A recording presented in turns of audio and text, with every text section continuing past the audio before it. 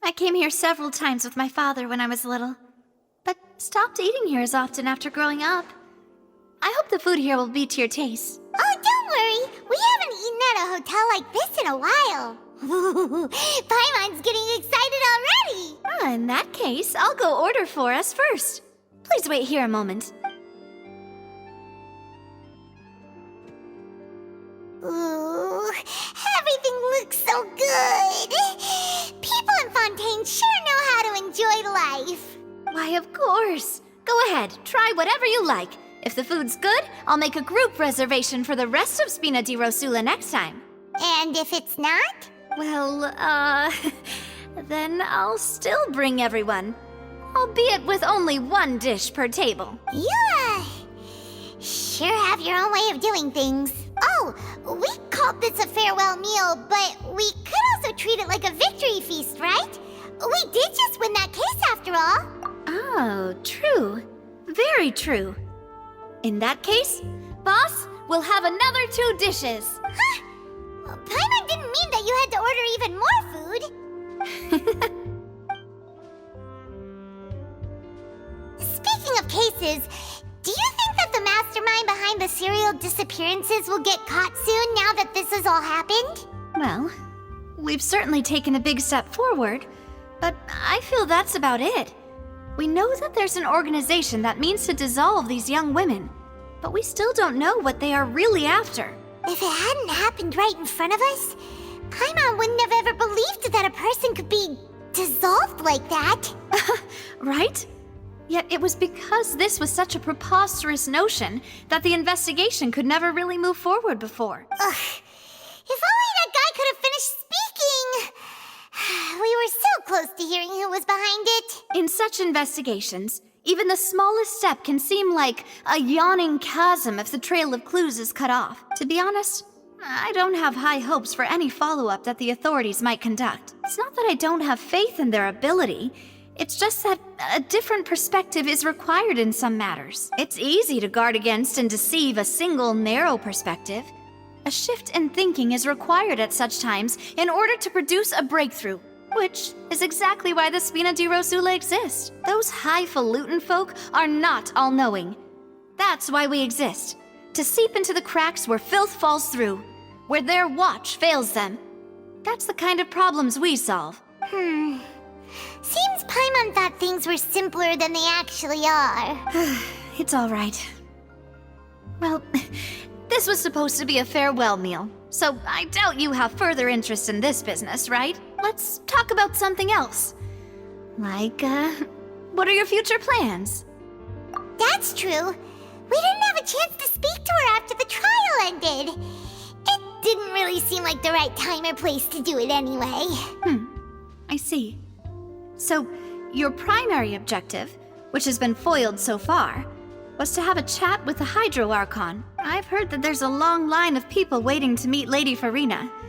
I suspect you'll be waiting for quite a while, considering that you missed your chance today. Yeah, we've heard that she's super popular here in Fontaine, and that it'll be tough getting any of her time. Well, would you consider some more, unique ways? Perhaps even methods of, let's say, questionable legality? Guess that's Spina di Rosula's boss for you. Chock full of sketchy ideas. Well, what did you have in mind? Well, one way would be to infiltrate a performance troupe at the Opera House, only to abandon your act at the play's climax and ask to speak to her after the performance. I'm sure Lady Farina would be eager to see the ending, and would agree in order to finish watching the play. Don't you think? Could you suggest something a little more practical? This plan seems pretty hard to pull off. We'd have to go learn how to act act, and acting's really hard. Alright, here's another. Find a way to conceal yourselves under her bed. Then wake her up in the dead of night and demand answers. Don't let her go back to sleep until she answers all your questions. I can personally testify that this one works. When I'm sleepy, I'll do anything as long as I can finally get some sleep. That might work, but that's not really the problem. The problem is we don't want to get ourselves arrested. Ah, valid point. I overlooked that part. I was just thinking about leveraging a person's desire for sleep. All right, no more joking around. Perhaps you could... Oh, I don't know. Cut the line when she's on a break. You did defeat her in court, clearing citizens of hers from false accusations. False accusations she had nearly upheld personally. I imagine that she feels quite ashamed about the whole thing. You mean that if we catch her while she's on a break, she might be too embarrassed to refuse? Oh, that does make some sense. Why don't we give it a try after this meal? You know, strike while the iron is hot and all. Huh? Paimon, did you drink my Fanta? Was this your drink? Sorry about that. Paimon wasn't really paying attention and the cup was right next to Paimon. Would you like to order another? No, it's fine. We're just about done here. Alright. Honestly, Paimon wouldn't recommend Fanta anyway. It tastes kind of salty and icky. Is that so? Huh. Well, in that case, we'll have to blacklist the Fanta here then. If we're all finished eating, then I'll go pay. Yeah, we're stuffed. Thanks for the treat, Navia.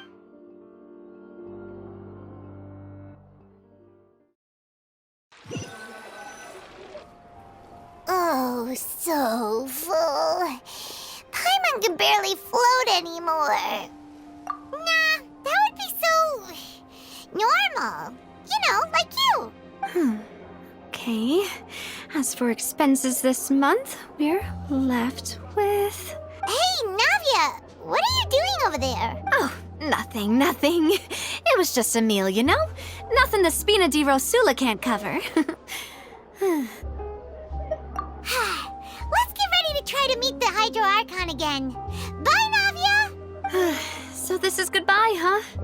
Well, if you do encounter any other trouble in Fontaine, you're always welcome to contact the Spina di Rosula. I'll give your requests the highest priority. In any case, I wish you smooth sailing. I'll see you again, partner. See ya!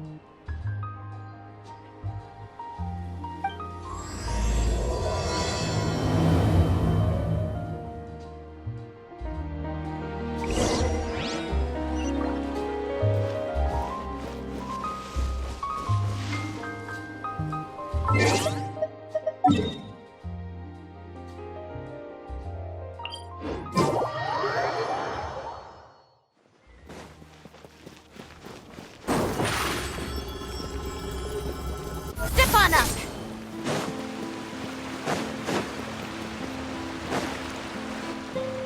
There aren't many people around anymore. Looks like that boat we took to Araneas might have been the last one. Vache. Looks like we're back here again. Huh? Traveler? Are you hearing voices again? Ugh. That's kind of spooky. Are you sure we don't want to come back in the morning? Vache? Vache. Hey, why are you still walking towards it? There might be something nasty in the water. Huh? Hang on. Paimon can kind of hear a voice. It's calling for Vache, right? Hey, Traveler? Stop walking! Come on, wake up!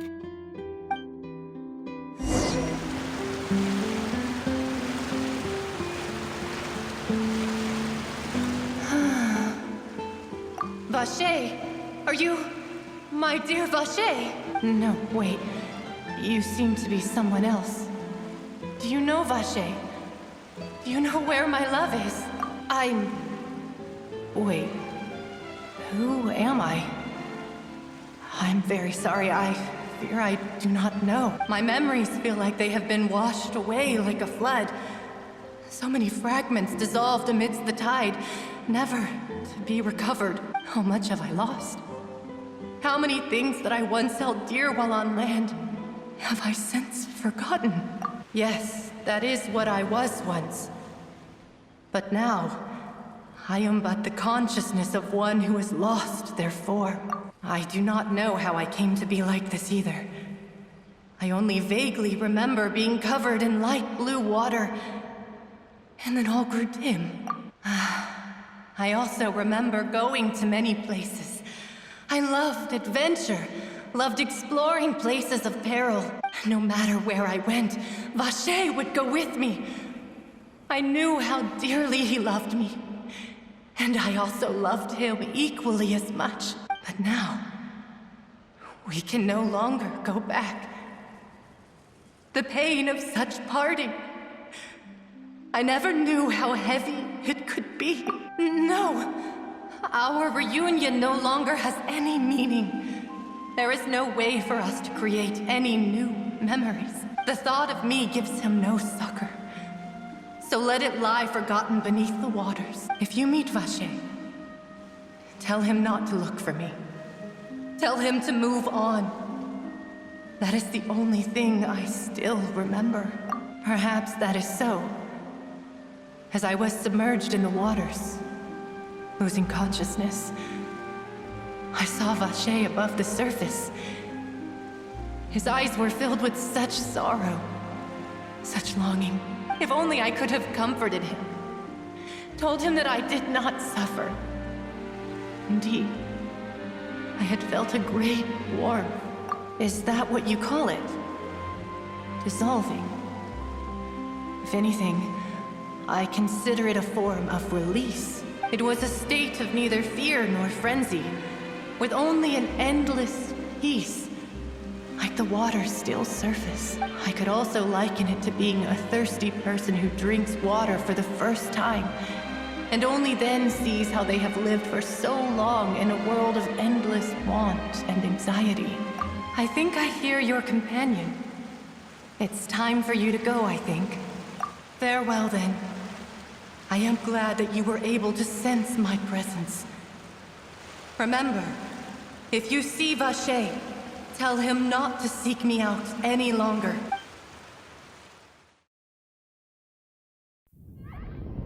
Wake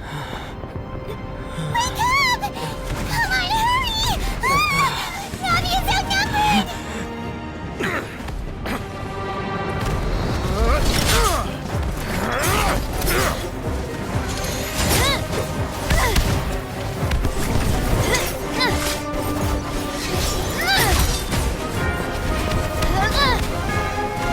Demoiselle, look out!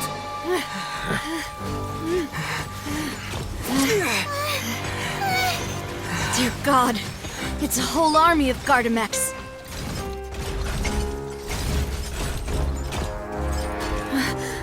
Chlorand?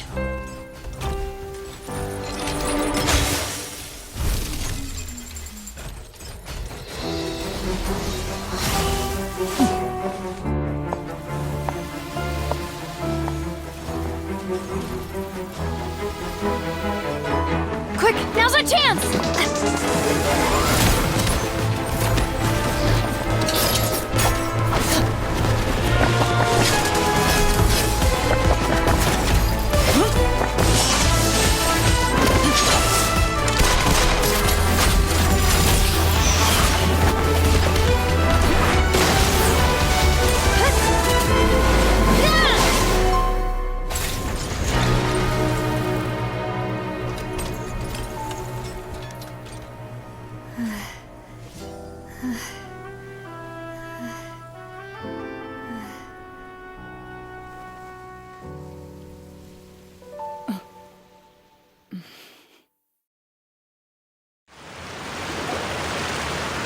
I should thank you for lending us your sword there, Chlorand.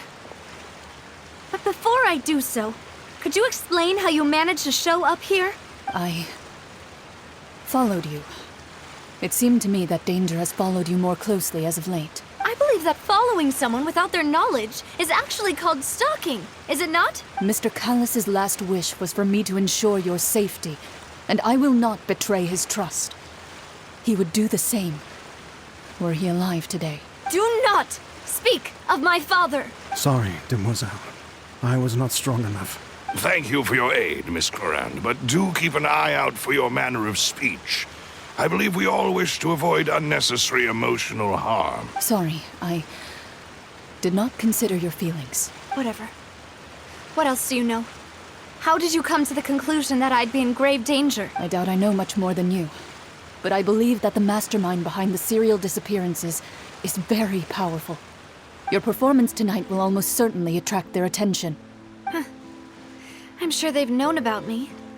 To be honest, I'm shocked it's taken them this long to act against me. And what about these Gardamex? I thought only those associated with the Maison Gardiennage could control them. None of these mecha have serial numbers. I was sure to check a moment ago. They are not the ones used by the authorities to enforce the law. I can only conclude that some powerful or wealthy party must have obtained them via illegal means, deploying them as a private force of sorts. What? Your point being that they're out of Spina di Rosula's league, then? Yes. Be careful, and do not act rashly. I will continue investigating no matter what. We will bring the truth to light. That's my father's true last wish.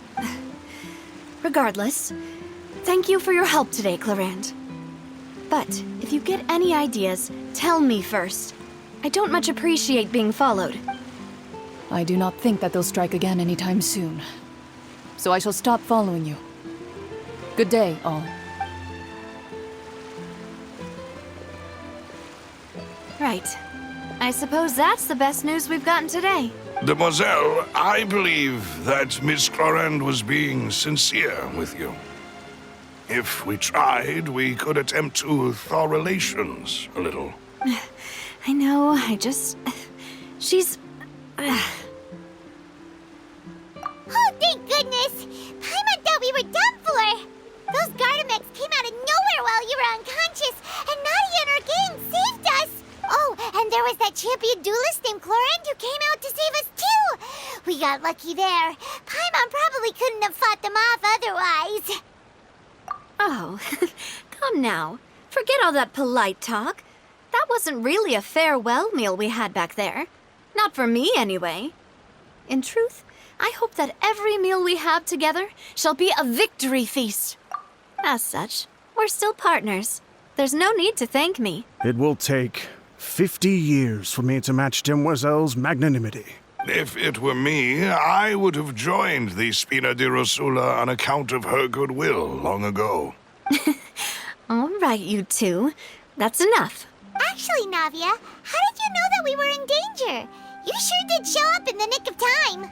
Well, to be honest, you're the one who tipped us off, Paimon. Huh? Really? Paimon contributed somehow? Ooh, Paimon's even more amazing than she thought! Yes, all thanks to you grabbing my drink by mistake. How did that help? After we parted ways, I was on the way back to one of our bases when I suddenly thought of what you said, that the Fanta tasted kinda salty and icky. Fanta only comes in sweet flavors, so how could it have tasted salty? The color of the drink, if I recall, had also been a bit off. So the Fanta had been spiked with water from the primordial sea? Yes. So if you hadn't drunk that cup for me... Spina di Rosula is preparing the grandest of awards for you as we speak for saving the boss. Huh. Really? I sent people to Hotel de Boer to investigate, but whoever did this left no trace at all. That's when I figured out that you might be in danger and hurried here as quickly as I could. But why would they go after us too? All we did was defend Linny in court and help clear his name.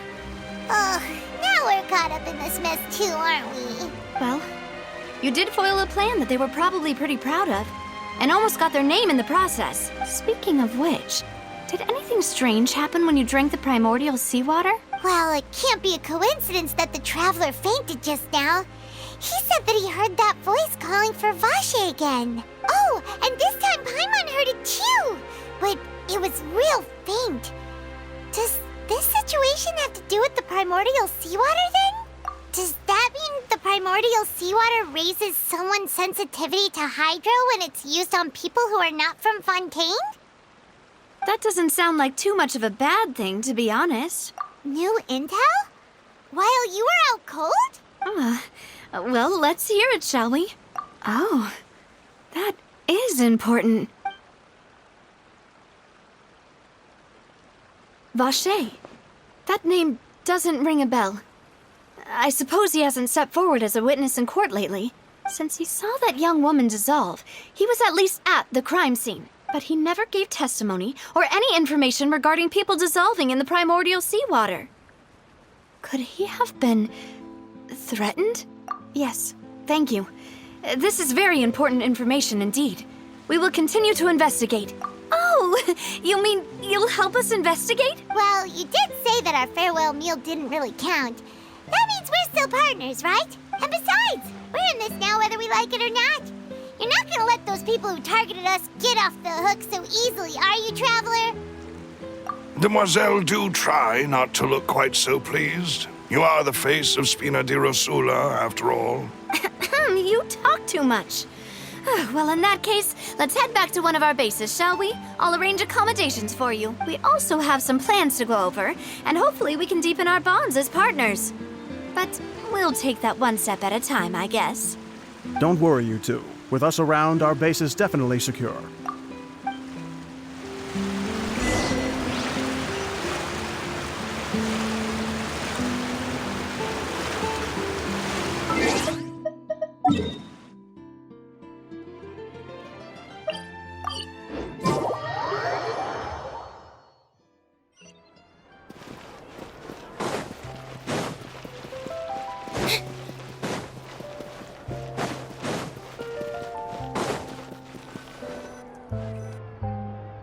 It's right up ahead, but let's make sure we weren't followed first. I've been keeping watch, Demoiselle. I haven't spotted anyone suspicious thus far.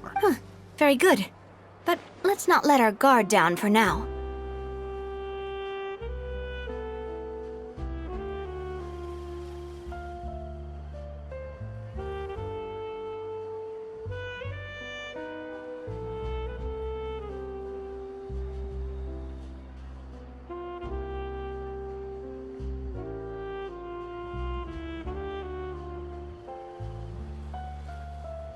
I shall find rooms for our respected guests. Thank you, Malus. Now, let's continue, Traveler.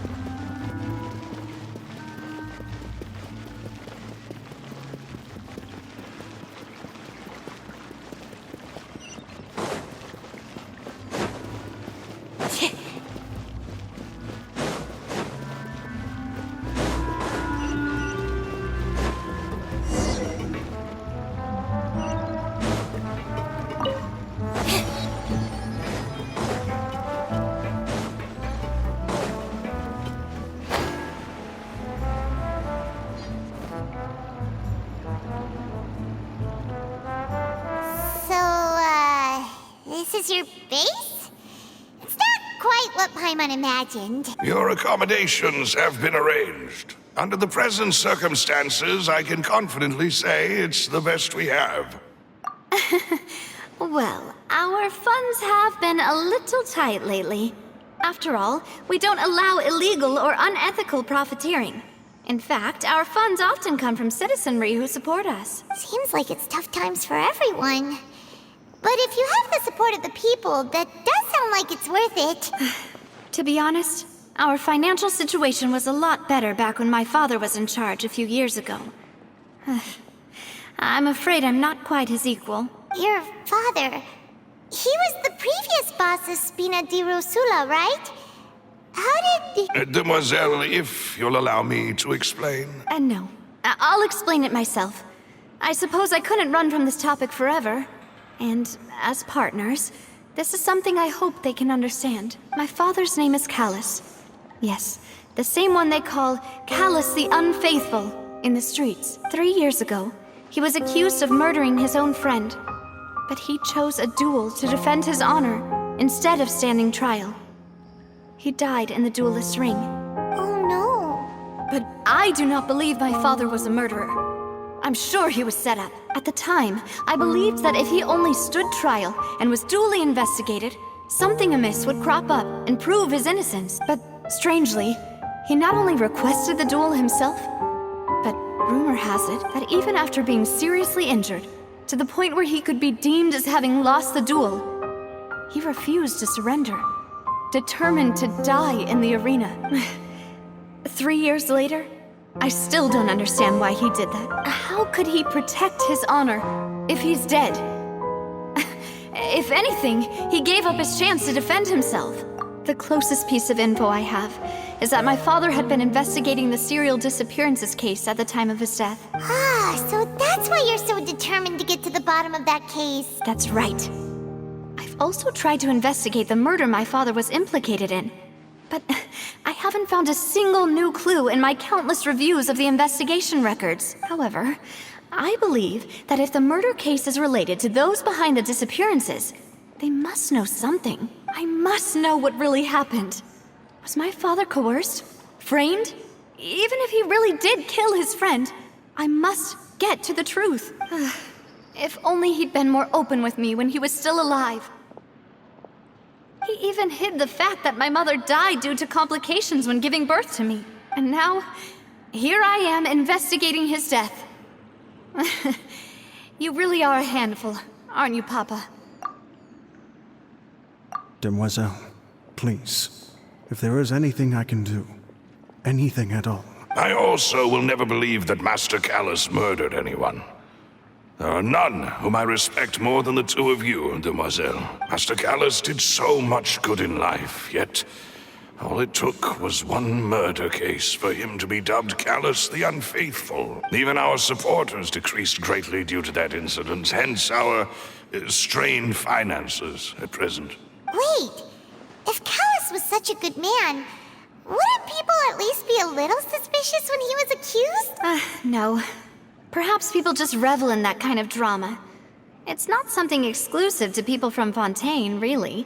Everyone's like that. People love watching the evil turn over a new leaf, but they also enjoy watching good people fall into an abyss from one slip-up just as much. But how could... never mind. If Callus was really falsely accused, we have to find the truth. He didn't deserve to have that happen to him. There is one other thing. Master Callus's opponent in the duel was Ms. Clorand. Oh, her? Well, then, isn't that as good as saying that she was the one who killed him? Yeah, that's not the sort of thing that you can just let go and move on from. Ms. Clorand has always placed great emphasis on the honorable nature of the duel. If her opponent doesn't yield, she will not stop either. She knew Master Callus beforehand and greatly respected him, but seeing how he was resolute in the arena, there was only ever one choice she could have made. It's not that I don't understand her at all, but I just can't deal with this yet. Don't worry, Navia. Paimon knows how you feel. You don't have to force yourself to do that. Afterward, Ms. Clorand told us that at the start of the duel, Master Callus requested that she ensure Demoiselle Navia's safety. Yes, that is our understanding as well. Oh, Papa. What madness drove you to ask the person who killed you to take care of me? All right, anyway, that's the information I wanted to share with you. Even if it did sound like I was just complaining towards the end. Thanks. You two should go and rest. This was quite a day after all. Yeah. Paimon's beat. Please, relax and get some sleep. We will ensure you rest soundly.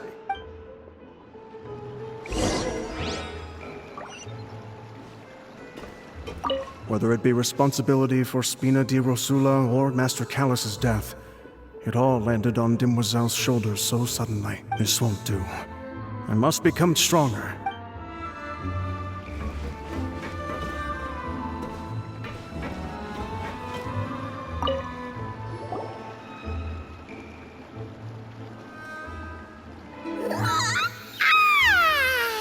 Paimon slept so well. This place feels almost too safe. Huh? Navia? Where did the other two go? I sent them back to Poisson. It's Spina de Rosula's place of origin, and where we have our headquarters. There's not much for them to do here at the moment. Paimon gets the feeling that you're just trying to get them off your back. But never mind that. When did you get back? Were you waiting here the whole time? No, I just returned after going out for a while. I did some investigating yesterday regarding the name Vache. Wait, so you didn't sleep at all? How could I after having such critical new evidence appear? Guess Paimon wasn't speaking for everyone just now, huh? Unfortunately, this name seems to have been wiped from existence. It doesn't seem to have a match anywhere. I suspect that those behind this have already taken steps to hinder an investigation from this angle. But that does prove that this Vache person is a key witness in the incident. Does that mean we're too late, though? No. There is one ray of hope. One place in Fontaine that they would find almost impossible to threaten, no matter how much they wanted to. And that is the archives kept by Chief Justice Neuvillette. A place where detailed files on all the cases in recent years are kept. If the Oceanid you met is one of the young women who went missing recently, we should be able to find some related information there. So Neuvillette maintains an archive of case files? Whew. Guess that's the hard-working Chief Justice for you. In that case, let's go talk to him, shall we?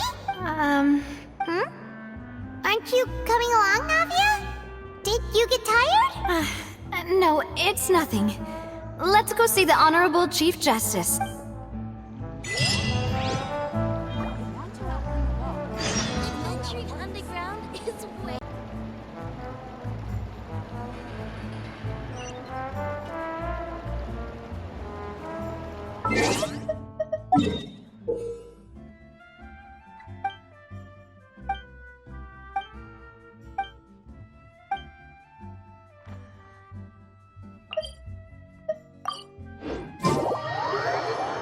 The Palais is right up ahead. Come on.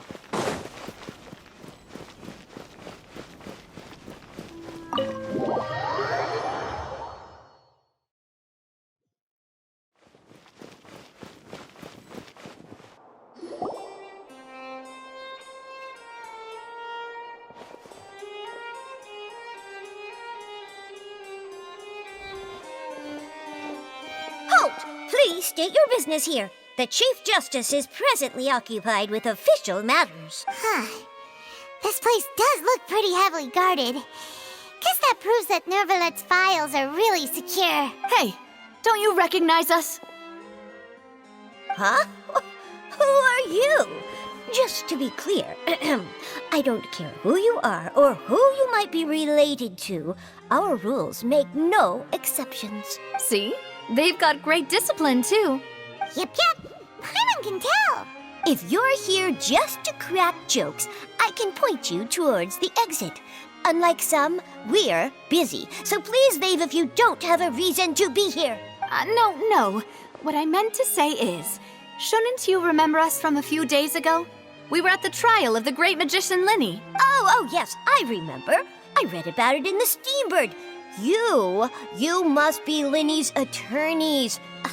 It's all coming back to me now. We're here today to report and archive some information on a follow-up case. Is that even a thing? Of course. Don't worry. We're here on official business. You can trust us. All right then, I'll let you through. The Chief Justice is just inside. Thanks so much.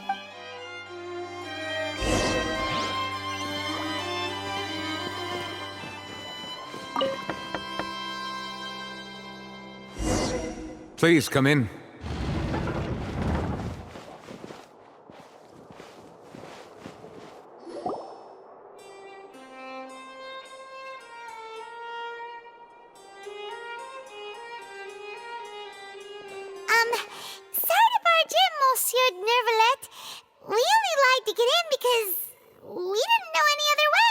It's all right.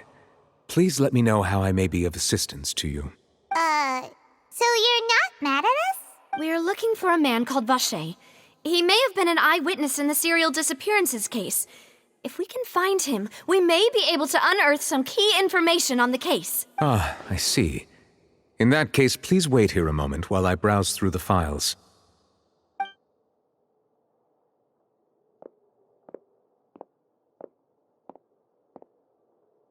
Who knew that Neuvillette would be so easy to talk to?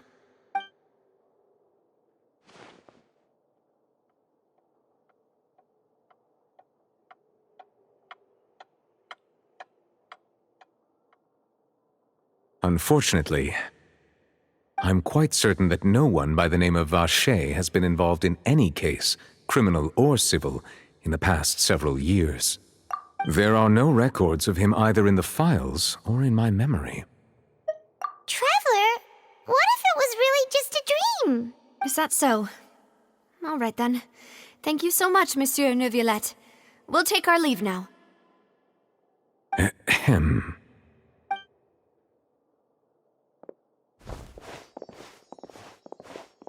Miss Navia, I can understand how you feel. Your father, Callus, was a truly exceptional man. We deeply regret his passing.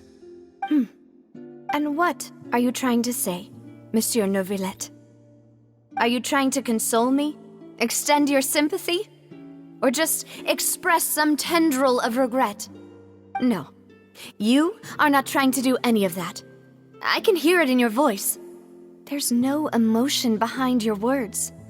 You only said those things because you felt like you should. It's just like last time.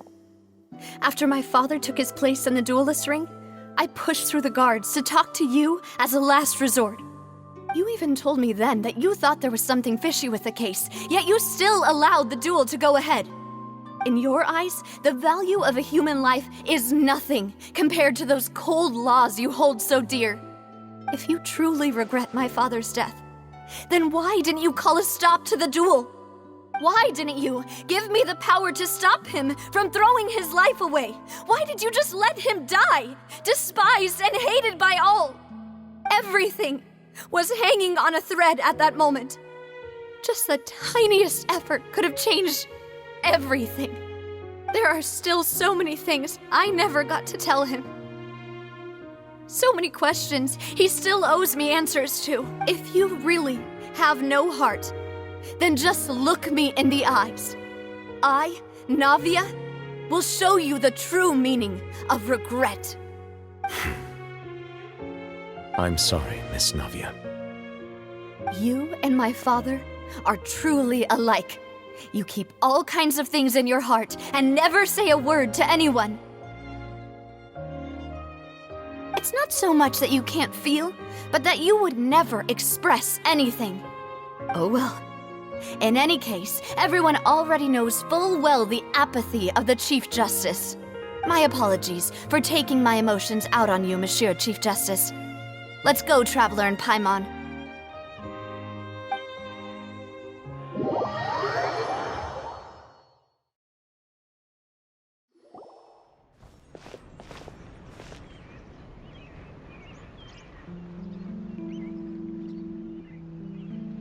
Navia, are you okay? I'm fine. Rain. It's raining. You're right. Wasn't it still sunny when we went into the building? And there shouldn't be any active trials today. How strange. Now that I think of it, on the day my father was convicted of murder, it was also raining. What is it? Did you think of something? Yeah, he was outside. It was uncovered and the rain could fall there. Why? Do you think the rain could have affected the crime scene? That thought has occurred to us before. We've even expanded the search area to try to account for that, but didn't find anything of value. Oh? Wait. You don't mean... So you're saying that the true murderer could have been turned into water and then got washed away with the rain? Yeah. And if that's what had happened, then no one would have believed your dad, even if he explained what he saw to the authorities. I really think I found a true genius for a partner. You're completely right. How did I not connect the dots earlier? All right, let's go to Poisson. With this new lead in mind, we'll get to the bottom of my father's case for sure. Yeah, we're gonna make progress for sure this time. Do you want to go with me now? Or do you want to head over by yourself later? Great, let's go then.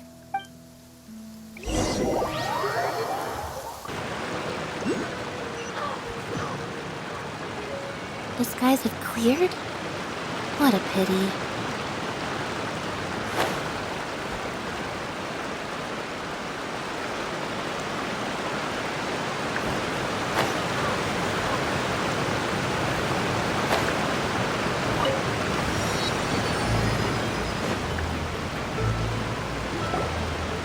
Whoa! What a huge ship! Why would a ship be anchored at a place like this? There's no need to be so surprised. While it may look like a ship, it's actually Spina di Rosula's headquarters. My father was the one who asked for it to be built like this. Perhaps our taste in exterior design is the only thing we occasionally had in common. A gigantic and glamorous ship embodies discovery, opportunity, ambition, and conquest. It symbolizes Spina di Rosula's bright and limitless future. And Paimon thought you were bluffing when you said Spina di Rosula had a glorious past. Paimon was confused why a group with such a history would live in the sewers. But now that Paimon has seen this ship for herself, she's been convinced. Well, Poisson is where Spina di Rosula began, after all. It's our main base, our home.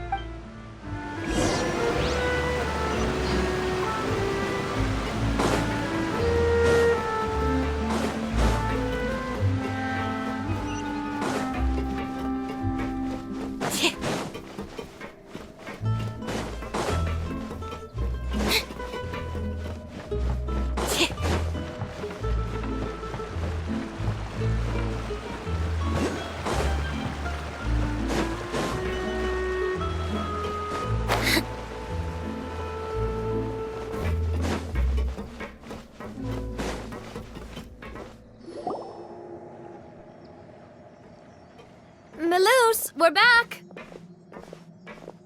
Apologies for the wait, demoiselle, and our most important partners. You said before that you still had some business at the court. What brings you back to Poisson so quickly? About that. It's because my partner here reminded me of something really important. You see, what if my father's case had something to do with water from the primordial sea? You still remember, right, Melus? On that night, it was raining? Yes, the case was quite similar to that of Mr. Linney's. Both were what you'd call impossible murders. Could you tell us a bit more about what happened before? Yeah, of course. Many years ago, something called synth began to gain popularity in Poisson. At a glance, it was a kind of drink that could excite your mood and produce many pleasant hallucinations. Wait! Didn't that guard guy who turned into water also mention that the primordial water could be used to produce some kind of potion? Yes, he did. Considering what we know now, it's almost certain that synth is created using water from the primordial sea. If you drink synth for an extended amount of time, you'll suffer many side effects, such as losing the ability to focus or control your emotions. And if you were to stop drinking it completely, you'll experience flashes of paranoia and anxiety while lacking energy to do anything. It's an extremely dangerous substance. As he oversaw Poisson, my father was compelled to put a stop to synth abuse and called for a complete ban of it. Boss's uncompromising attitude incurred the synth vendor's wrath, but no matter how much they threatened or bribed him, he refused to yield. Not only that, Boss became determined to find the mastermind behind the synth operation and put an end to the problem once and for all. Yes, but the enemy was very cunning.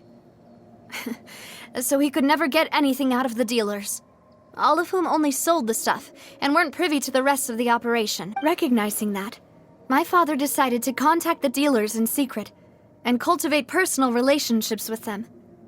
Finally, he was able to convince someone to become his informant. The man's name was Jacques.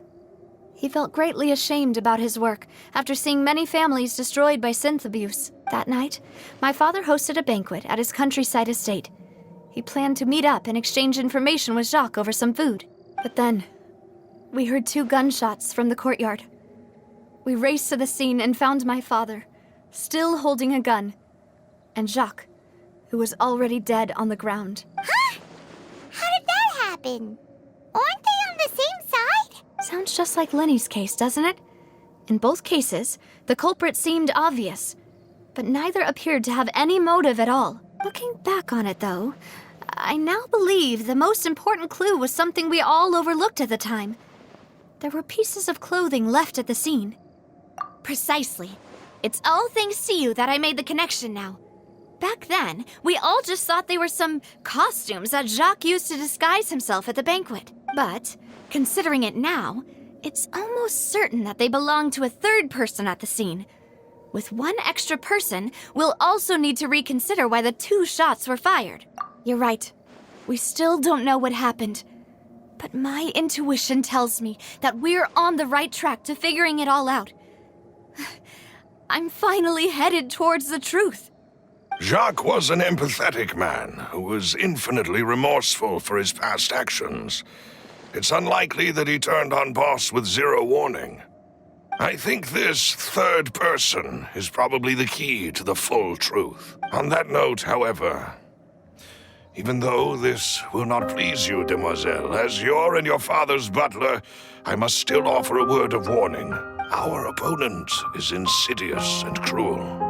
They are extremely difficult to deal with, and Boss has already lost his life trying to bring them to justice. Even though Spina de Rosula has lost most of its former glory, Poisson has welcomed a new time of peace, and we have been allowed to live out our lives. There is no need to follow your father's path.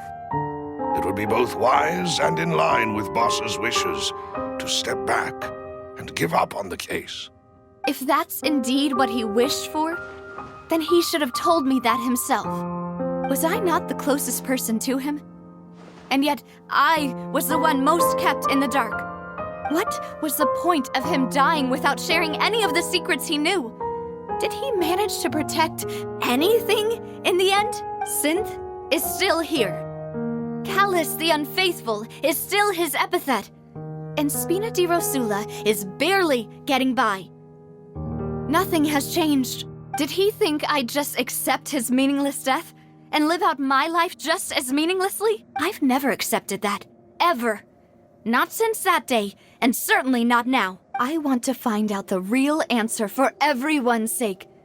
For the missing girls, for the victims, and for myself. Navia. This is indeed the best moment to act. Your partner appears to be quite reliable, and more importantly, demoiselle, I think you're also ready to take this on. So you do know something else, Malus? Yes, I do. In fact, even before that banquet, Boss already knew of the connection between Synth and the serial disappearances case. But what drove all the tensions to the boiling point was the revelation that you, demoiselle, had been selected as the next target to disappear. What? Boss also didn't tell you that he had been diagnosed with a rare illness. The doctors told him that he had no more than 5 years left to live. And the serial disappearances case caused him great anxiety. 5 years was nowhere near enough time to resolve this long-standing conflict. But once he passed away, all the danger would pass on to you. Knowing all of this, he decided to use one final intimidation tactic before his death. He claimed to have already gotten his hands on some key incriminating evidence for the other side, and even told some members of Spina di Rosula about the details. But as long as you remained safe, he would not share the evidence with the public. If something were to happen to you, then he and all those he told would immediately expose all they knew about Synth and the disappeared victims. Right. So nobody would be able to get off scot-free. As we've seen, Boss's tactic has worked. Even though Boss has been gone for a long time, the other side has not tried to take Demoiselle's life. No. I don't believe it. He never appeared to look sick to me. No father wants their daughter to see them weak and haggard, especially someone as proud as Boss. To him, dying in a duel and suffering lasting dishonor as the unfaithful was still far preferable than losing face in front of his daughter. So he chose to die in silence, so that he could protect me. I'm afraid you're not understanding this correctly, demoiselle.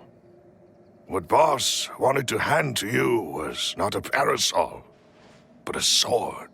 If Boss's spirit could hear you telling me that you want to find the answer for the sake of everyone involved, I'm sure he'd be extremely proud. That fool. Couldn't he have just given it to me straight? No. He might have set up everything precisely because he never thought I'd be able to understand him. Is that the amount of confidence he had in me? And what if I was never able to make it to where I am now? Yeah. I suppose that's true. With the way he'd set things up, if I had wanted, I could have just lived out my life without a care in the world. But thankfully, he rarely talked to me about complex matters, and thus understood little of me as a person. In this case, he really didn't need to give me an easy way out. Malus, what was the key evidence that he shared with you? It's the location where synth is produced.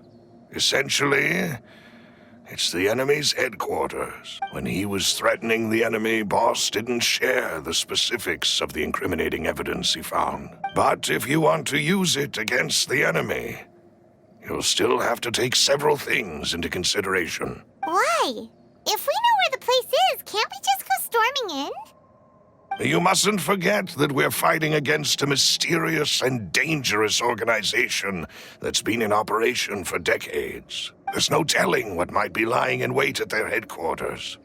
We also have no idea what kind of evidence we may be able to find inside, nor what people we may be able to capture. But a single visit to their headquarters would be tantamount to a formal declaration of war.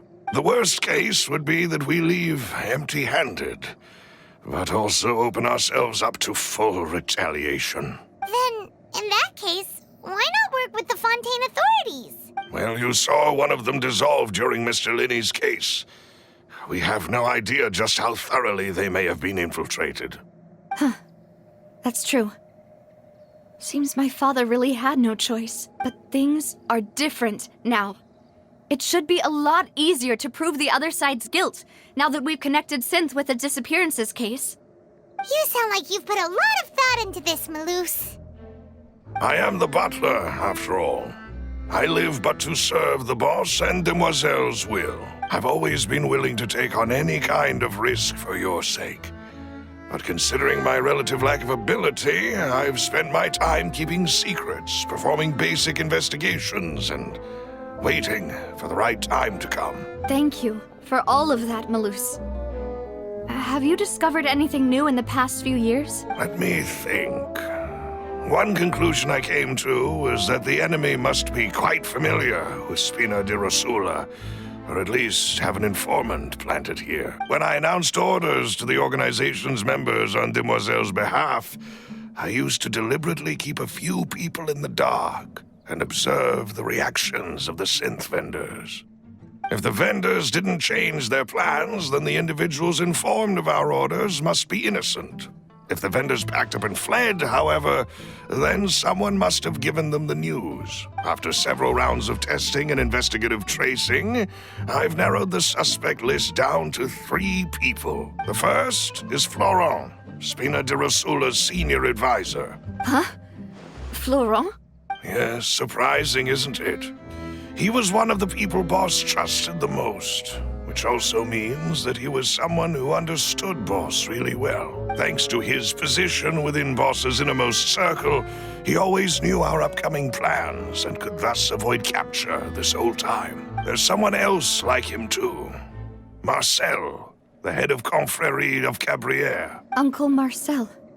It's a guild in Poisson. Boss helped it to grow to its current size and prominence.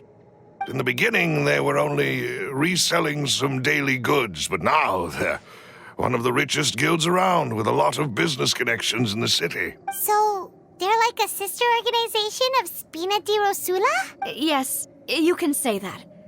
When we were fighting against the synth dealers, they provided us with plenty of support. It's a bit difficult to imagine someone using their own money to hunt down themselves. The final suspect is Thierry, the man responsible for coordinating information between Spina di Rosula and the guards.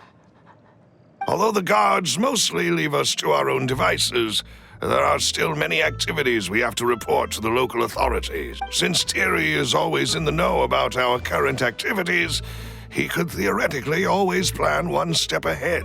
I see. These are all people who I communicate with quite regularly. To think that the enemy we've been fighting against has been right next to me all along, among those I trust the most. It's almost too hard to believe. If you want to investigate them, please take every precaution to not alert the quarry. Judging from our experience, the enemy is extremely cautious. Of course. And thank you, Malus. You've provided us with a lot of great information. You're too kind, my lady. I'm just doing my duty. And before I forget, proving Boss's innocence would also mean clearing him of blame in Jacques' death. After that incident, Jacques' wife and daughter were taken into the Spina's care. They still live in Poisson today. If it might help, you could also pay them a visit. I can make the necessary arrangements. Oh, thank you so much, Malus. You really are the best. A new case awaits, my dear partner. I hope we can work together to uncover the truth and end this case once and for all.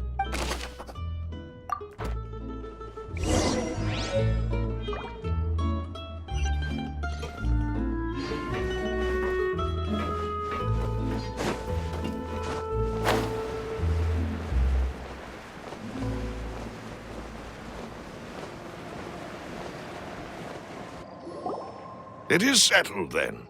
Please excuse me, and enjoy your conversation at your leisure. Thank you for arranging everything for us, Malus. Excuse me, miss. Do you need anything from us? Hey,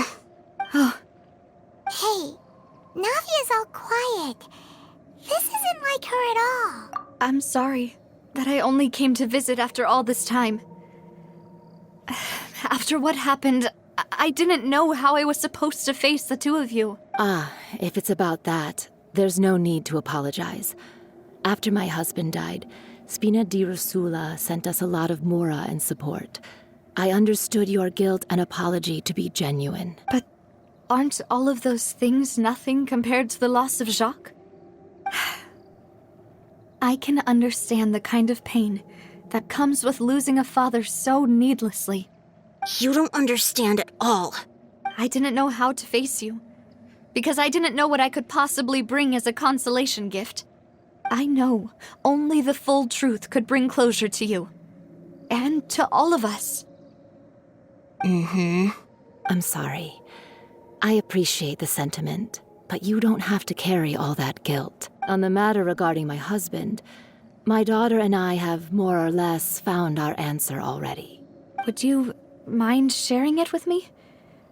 I really can't believe that my father could ever bring himself to shoot Jacques. I always knew that my husband's money was earned through others' suffering. He told me countless times that if he could turn back the clock, he would never go into the synth business again. He had many regrets, and felt that he took the idea of providing for his family too literally. For the longest time, he thought Mora was everything. So when Mr. Callis came to him with a proposal, he accepted it almost immediately. He tried to be as careful as he could, but even so, he was still found out by the higher-ups. They found out about his betrayal? Papa didn't say that exactly, but Papa did tell me that I should never be ungrateful. Before he left that day, he told me that he had no choice. It was only later that I realized it was his final farewell to the two of us. I don't know that for sure, but you could say that's the conclusion I eventually came to. Which is why I'm the one who should feel guilty.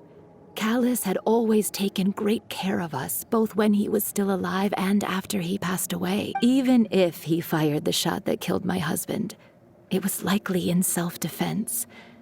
It is impossible for me to hate him for what he had done. But Mama, why is Papa still the bad guy if he did the right thing? Papa always wanted to be a good man, so why did he have to do a bad thing in the end? Well, things aren't always as they seem.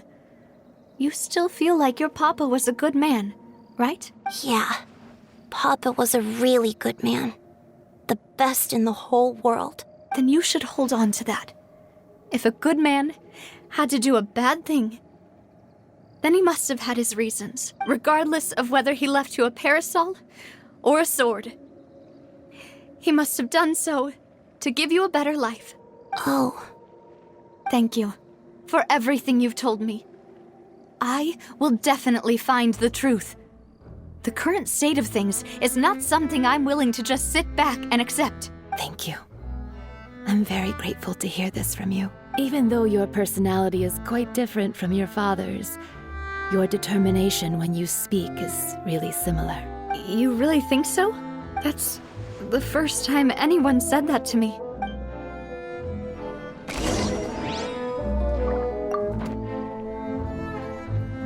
I'll leave my husband's case to you. Thank you, Miss Spina, and Miss Spina's friend. Are you okay, Navia? I'm fine. Don't worry. Let's investigate the 3 suspects next. Florent should be nearby, and we should be able to find Thierry and Uncle Marcel in the city.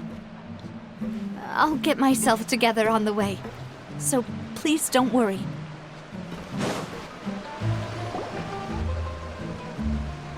Greetings, boss. How may I be of assistance today? I'm sure you've heard about what happened at the Opera House? Someone got turned into water right in front of us. Yeah, I've heard. With something that dramatic, I'm sure journalists will milk it for all it's worth. And it'll be all the talk for the next several weeks. It also reminded me, on the day that the incident happened with my father, it was raining outside. And we found some clothes left at the scene. After my partner here put the dots together for me, I feel like we should try to reopen his case. Can you do me a favor and try to recall what happened that night?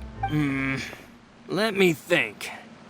Mr. Callus was feeling pretty upbeat that day.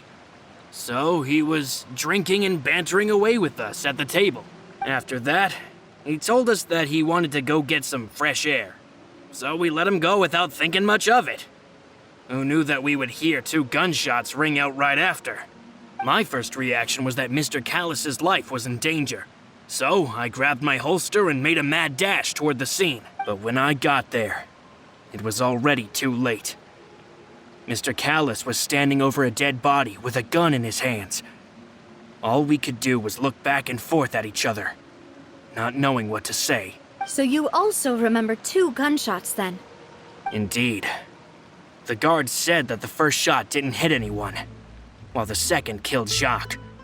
But I've never really bought that explanation. Reason being, Mr. Callus had left his gun on the table. I even made sure to confirm that before running to the scene. But according to the guards, that doesn't mean he couldn't have had other guns on his person. About the clothes left at the scene that you mentioned, do you think there was a 3rd person there who was turned into water? At least from our perspective, my father had no reason to kill. So he would also have no reason to bring an extra gun with him. The gun he was holding probably belonged to Jacques, or a 3rd person on the scene. Yeah, that makes a lot of sense. So you're saying Mr. Callus ended up with the gun because he seized it from one of the other guys? But hold on. If that's what had happened, then why didn't he share the truth with any of us? He didn't even want to face the Oratrice machine, and chose instead to prove his honor in a duel. Did he lose all faith in the courts after seeing someone dissolve right in front of his eyes? About that, Malouse told me a thing or 2. So, I think I can understand why he committed to the duel. I'll tell you everything once the whole truth has been revealed. I understand. Then I'll leave Mr. Callus's honor in your hands, boss. And if I may just say one more thing. The whole Callus the Unfaithful epithet. has been a thorn in my side since the day it was invented. Many people have laughed at me for still calling him Mr. Callus, even after so many years have passed. But it was Mr. Callus's trust that allowed me to rise through the ranks of Spina di Rosula and live the life I lead today, no matter what others might say. He'll always be the man I respect the most, and he'll always be my boss. Don't worry. I will definitely find the truth. You and all our other comrades at the Spina deserve to know the truth as well.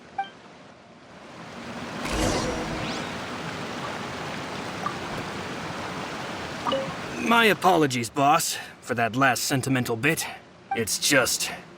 many years have passed while I've held my tongue. It's not often that I get to share my true feelings with others.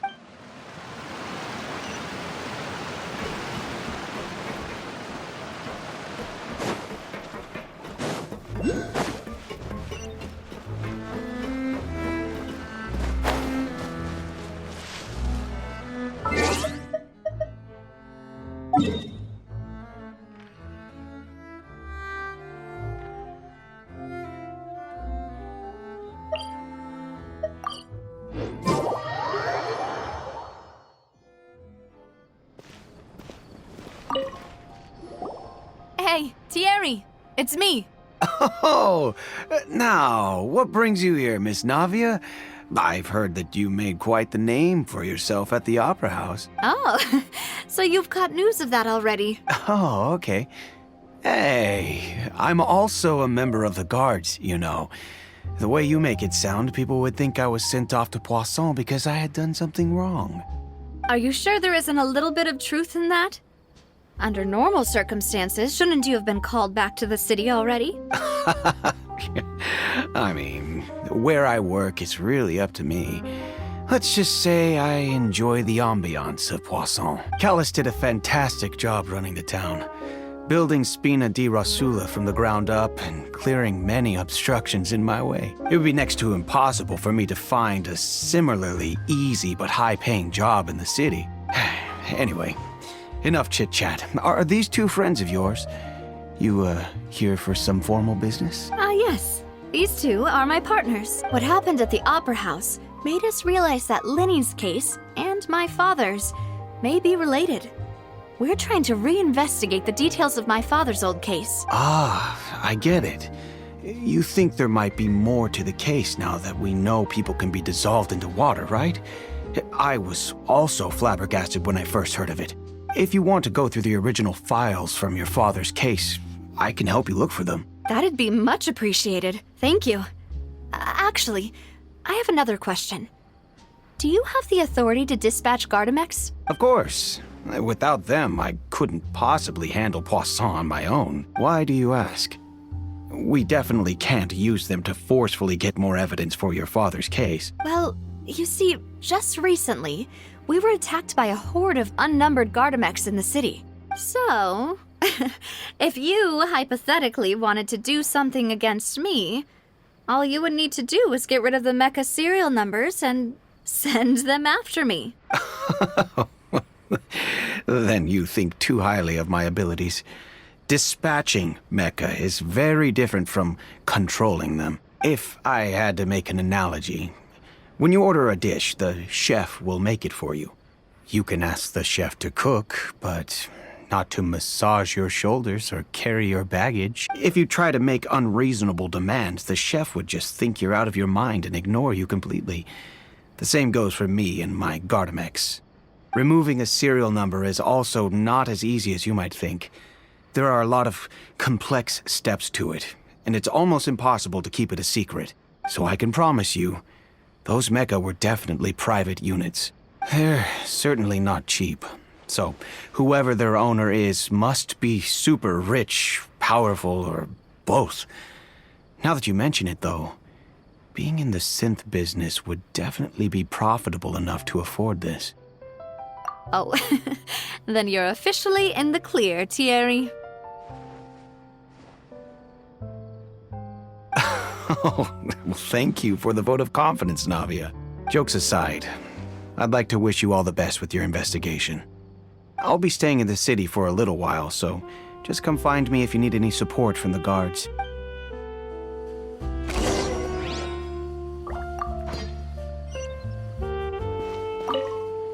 I'll see what I can do for you in Spina di Rasula when it comes to guard stuff, but don't go advertising it to everyone else.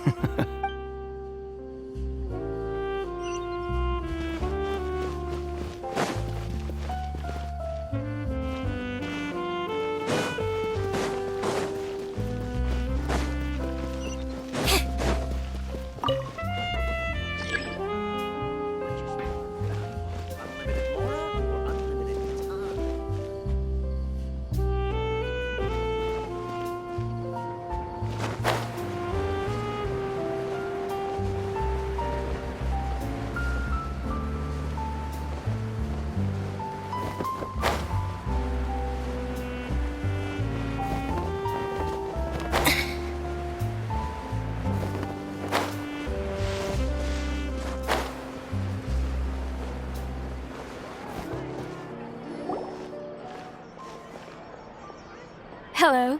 How may I help you? I'm here to see Marcel. Could you please let him know? You can just say Navia's looking for him. Sure. I will let him know right away.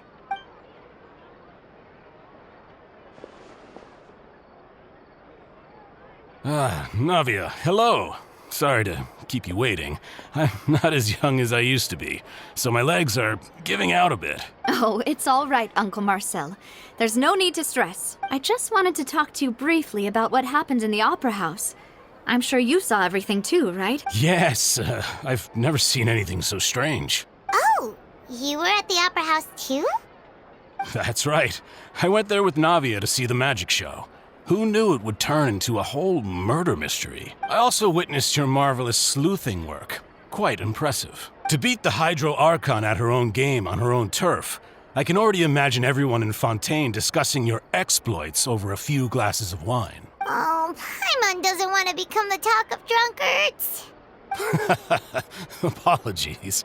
It's just how Fontaine is as a nation. Everyone loves drama and theatrics. Uncle Marcel, you've also noticed that other thing, right? The fact that humans can dissolve in water? Yes, I was reminded of your father's case right away. Is that what you're investigating now? Exactly. I still don't have much solid proof, but I can sense that the other side has already begun to act. Oh, and what makes you say that? We were attacked on Araneus by some unnumbered Gardamex. And there was also an attempt to get me to drink water from the primordial sea. If not for the vigilance of my partner, I probably wouldn't even be here talking to you right now. Oh, you're giving us too much credit. Wasn't it you who protected us? Alas, it seems things are heating up again. The peace that Callus sought so dearly will soon become a thing of the past. But rest assured, Navia, Poisson will always remain a safe haven for you. If you're scared, you can always return there. If anyone dares to lay their hands on you there, the Confrérie of Cabrières will use its funds to the last Mora to bring them to justice. Thank you, Uncle Marcel. But I don't intend to go into hiding. I'm going to strike while the iron's hot. Do you have any new thoughts on my father's case? About that. Sorry, my age is catching up with me, so it'll take me a while to recall my memory. The Confrérie was responsible for that banquet, so I was out and about the whole time making sure things were running smoothly. I didn't even have the time to drink with the guests. Then I heard the sound of a gunshot, and the rest was history. Oh, it's okay. No need to push yourself. We'll ask around some more, see if there are any valuable clues elsewhere. Sounds good. Just let me know if you ever need Mora. All my wealth comes from Callus's patronage and support. I'll spend however much it takes to clear his name.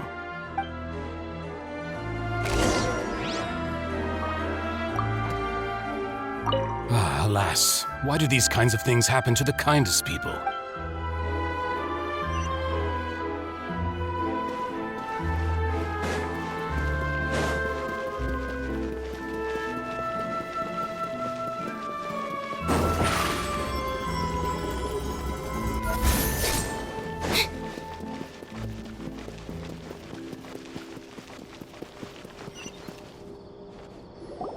We've talked to all three suspects, purely based on their conversations with me.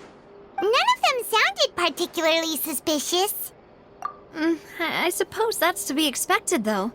If a single conversation's all that's needed to find them out, then my father wouldn't have needed to investigate the case for so many years. Anyway, even though we didn't make a breakthrough, let's still compile what we were able to find. But where should we start?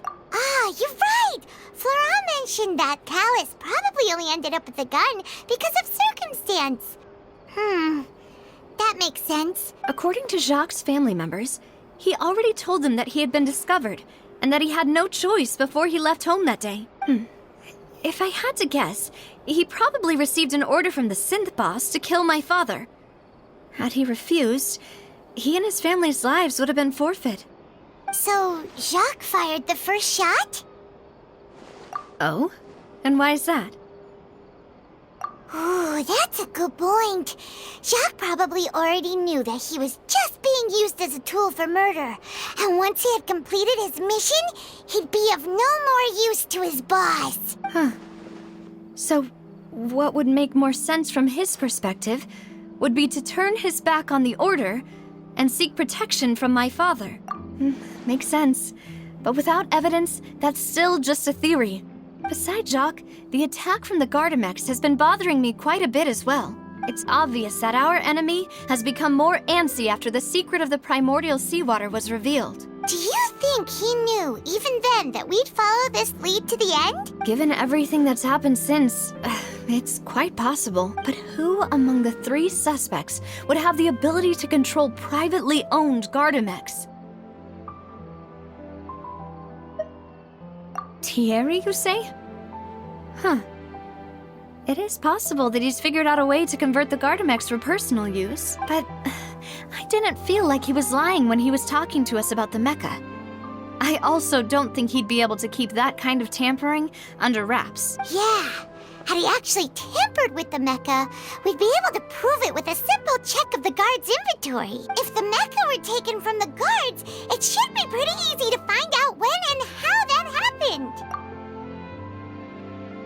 Florent?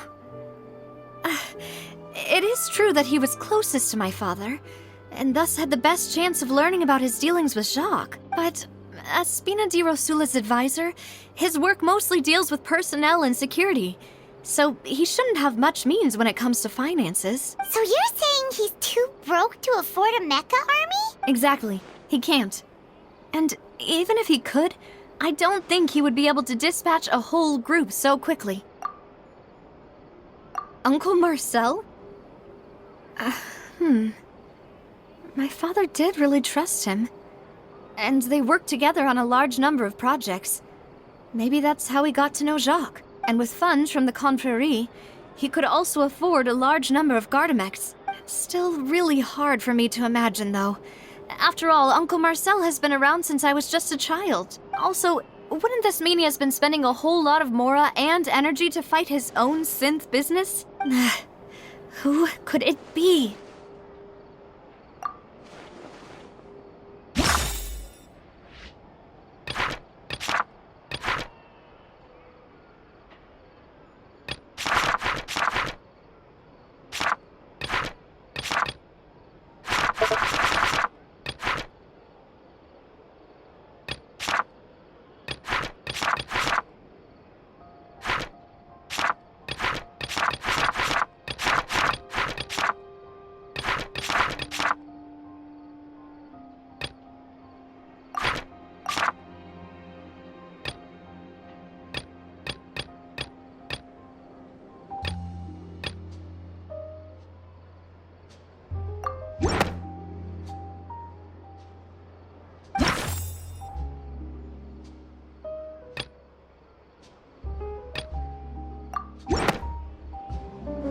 You know, if you think everything through, Uncle Marcel is indeed the most suspicious of them all. Could we be missing other suspects? Malus didn't know about the people turning into water thing when he narrowed it down to these 3, did he? Malus has always been very reliable, and his judgment of others' trustworthiness has been fair and well considered. When he laid out his case for the 3, the rationale he gave me made a lot of sense as well. The suspect is knowledgeable about the Spina's internal affairs, has the means to dispatch Mecha to assassinate us, and possesses significant intellect and foresight. Even if I don't want to believe it, I'm starting to see how things could all tie back to Uncle Marcel. Well, we still have another trump card on top of all the theorizing and speculating. Yes, Malus did say that charging straight in there would be extremely risky. But we don't have any other options right now. We need far more solid proof before we can hope to go charging in on our enemy. Navia, here you are. Oh, I've been looking for you. Huh? Aren't you the guy from the guards? Did something happen? Yeah. News came from Irenaeus just after you left.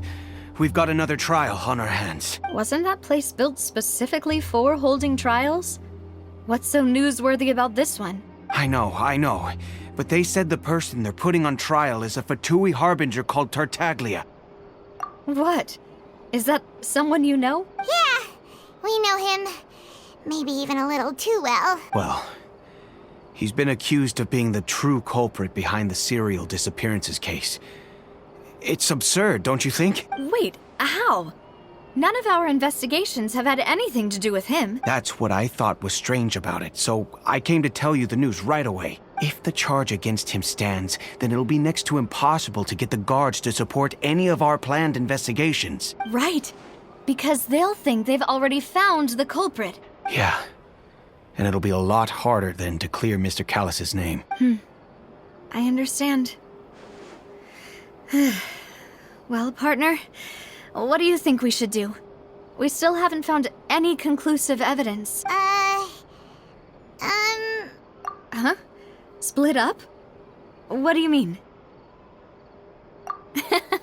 Just as expected of my partner. Since this is a trial about the serial disappearances case, the culprit's attention will be focused on Irenaeus, leaving his home base wide open. You're right. This is our best opportunity. All right then, let's do this. I'll stall them at the Opera House and charge Marcel as the true culprit. I won't have any chance of making that charge stick, though, unless we find more evidence. It'll be up to you to make it back in time and hand the decisive evidence to me. We'll help you, just like you helped us in Linny's trial. Demoiselle, please allow us to accompany you. I'm ready.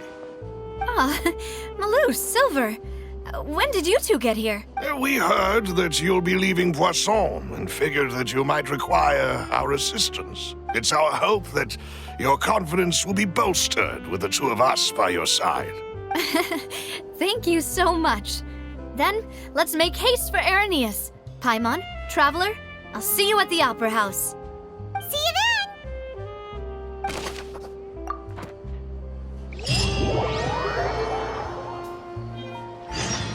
Now that Navia has set out for Irenaeus, we should also get going.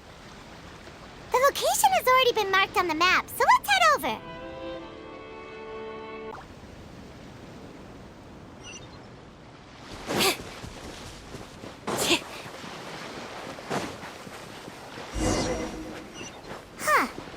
According to Malus's info, the synth production base is underwater. Let's go and try to find the entrance.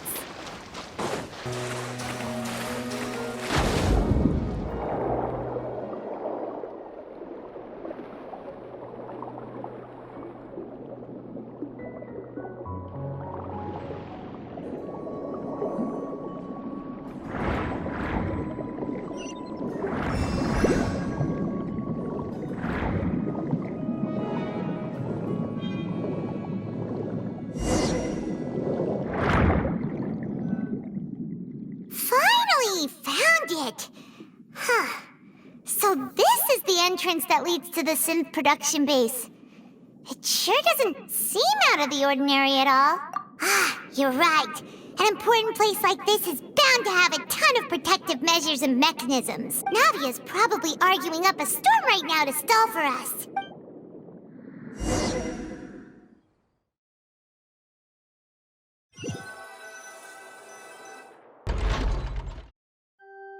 It would appear that I must repeat my question again, Mr. Tartaglia.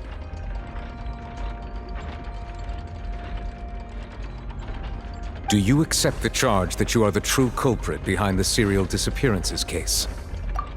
To be perfectly honest, I don't understand your country's complicated court system, or the reason why I'm being charged with something I've never even heard of. However, I did hear that people who have been charged can choose to participate in a duel to clear their name. Is that right? In which case, as long as I accept the charge, I can have an all-out fight with that champion duelist Clorend, right? I've got to admit, that's one of the most enticing offers I've ever received. When I privately sparred with her last time, she was obviously holding back. Real disappointing. Hey! Don't you understand? You're currently the prime suspect for a major case. This isn't the place for you to be looking for fights. Oh? Sounds like the Hydro Archon wants to lecture me on the ways of the Opera House. Then why don't you duel me too? I'm the kind of student that learns best in the heat of battle. No. That's not what I meant. Alas, it would appear that communication with the defendant is going poorly, and we have made very little progress. In that case, let me explain everything from the very beginning again.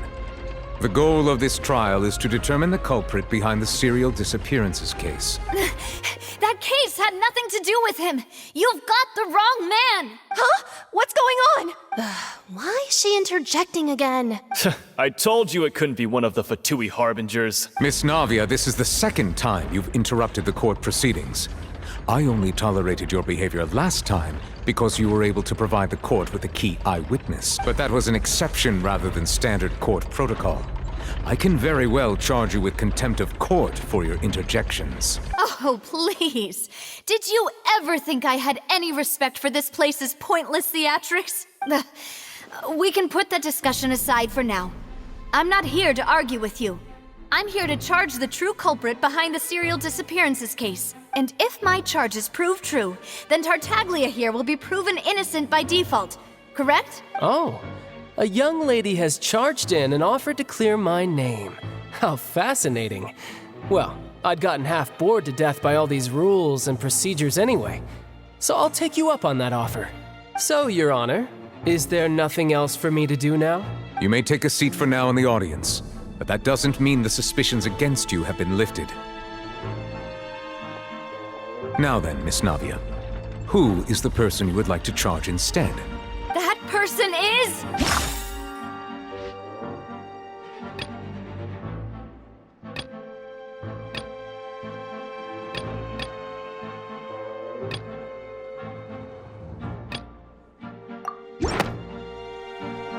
Marcel, the head of Confrérie of Cabrières! Huh? What confrérie? Never heard of them in my life. I've heard of them, but weren't they Spina di Rosula's sister organization? Oh, is this going to be a friends to enemies type situation? Please let me remind you, Miss Navia, that charging someone is an incredibly serious matter. Committing to the charge also means taking on the legal responsibilities associated with it. And if the charge fails, depending on the circumstances, you may also be charged with the crime of making a false accusation. Knowing this, do you still wish to charge this man? Yes, I do. In that case, I declare the charge to be valid. Miss Navia and attorneys, please take your places on the court. Members of the guards, please contact Mr. Marcel right away so that he may stand trial.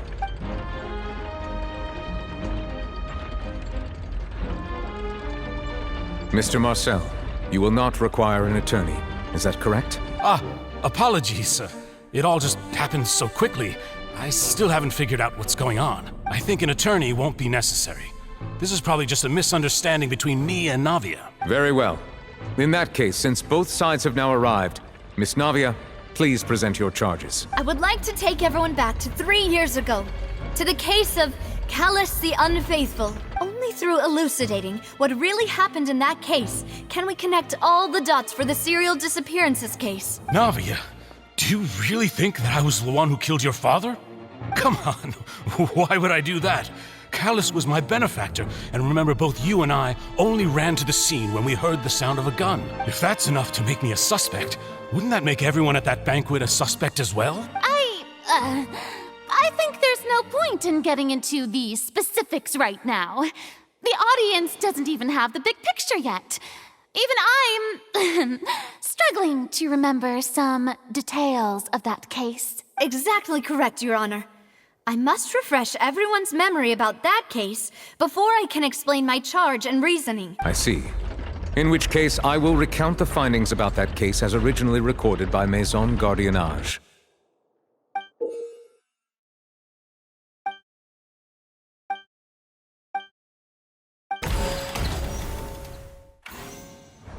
On the day of the murder, Spina di Rosula hosted a large banquet in a countryside estate owned by the Confrérie of Cabrières.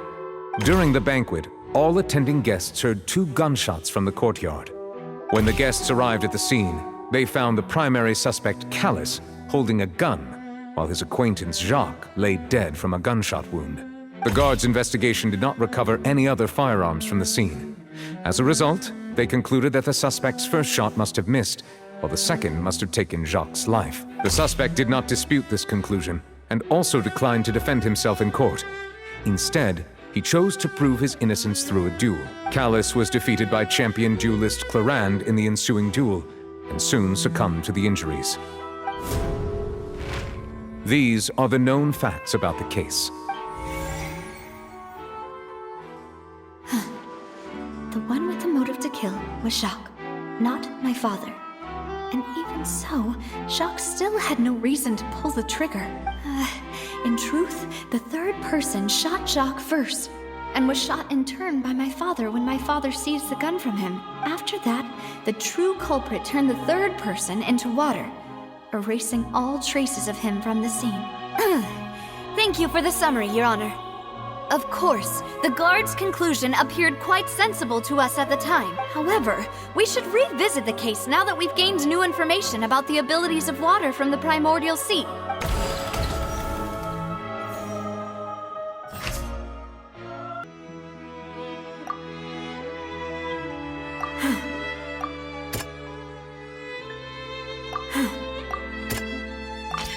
The testimony of the victim's family confirms that Jacques had thoughts of assassinating Callus when he set out for the banquet. However, in the end, he reconsidered, and instead shared everything with Callus, hoping to seek the latter's protection.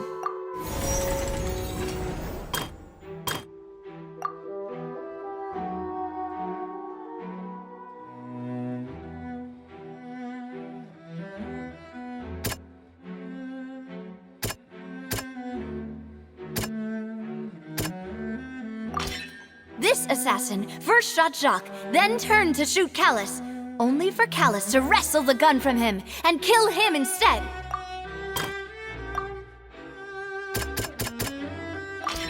A pile of clothing was found at the scene. The guards once believed they were used by Jacques as a costume to disguise himself. But now, it is clear that the clothes were proof that there was a third person at the scene, and that they were turned into water after committing the murder. Realizing this, the true culprit caused the hired assassin to dissolve into water, leading everyone to believe Callus was responsible for Jacques' murder. This is the true version of events.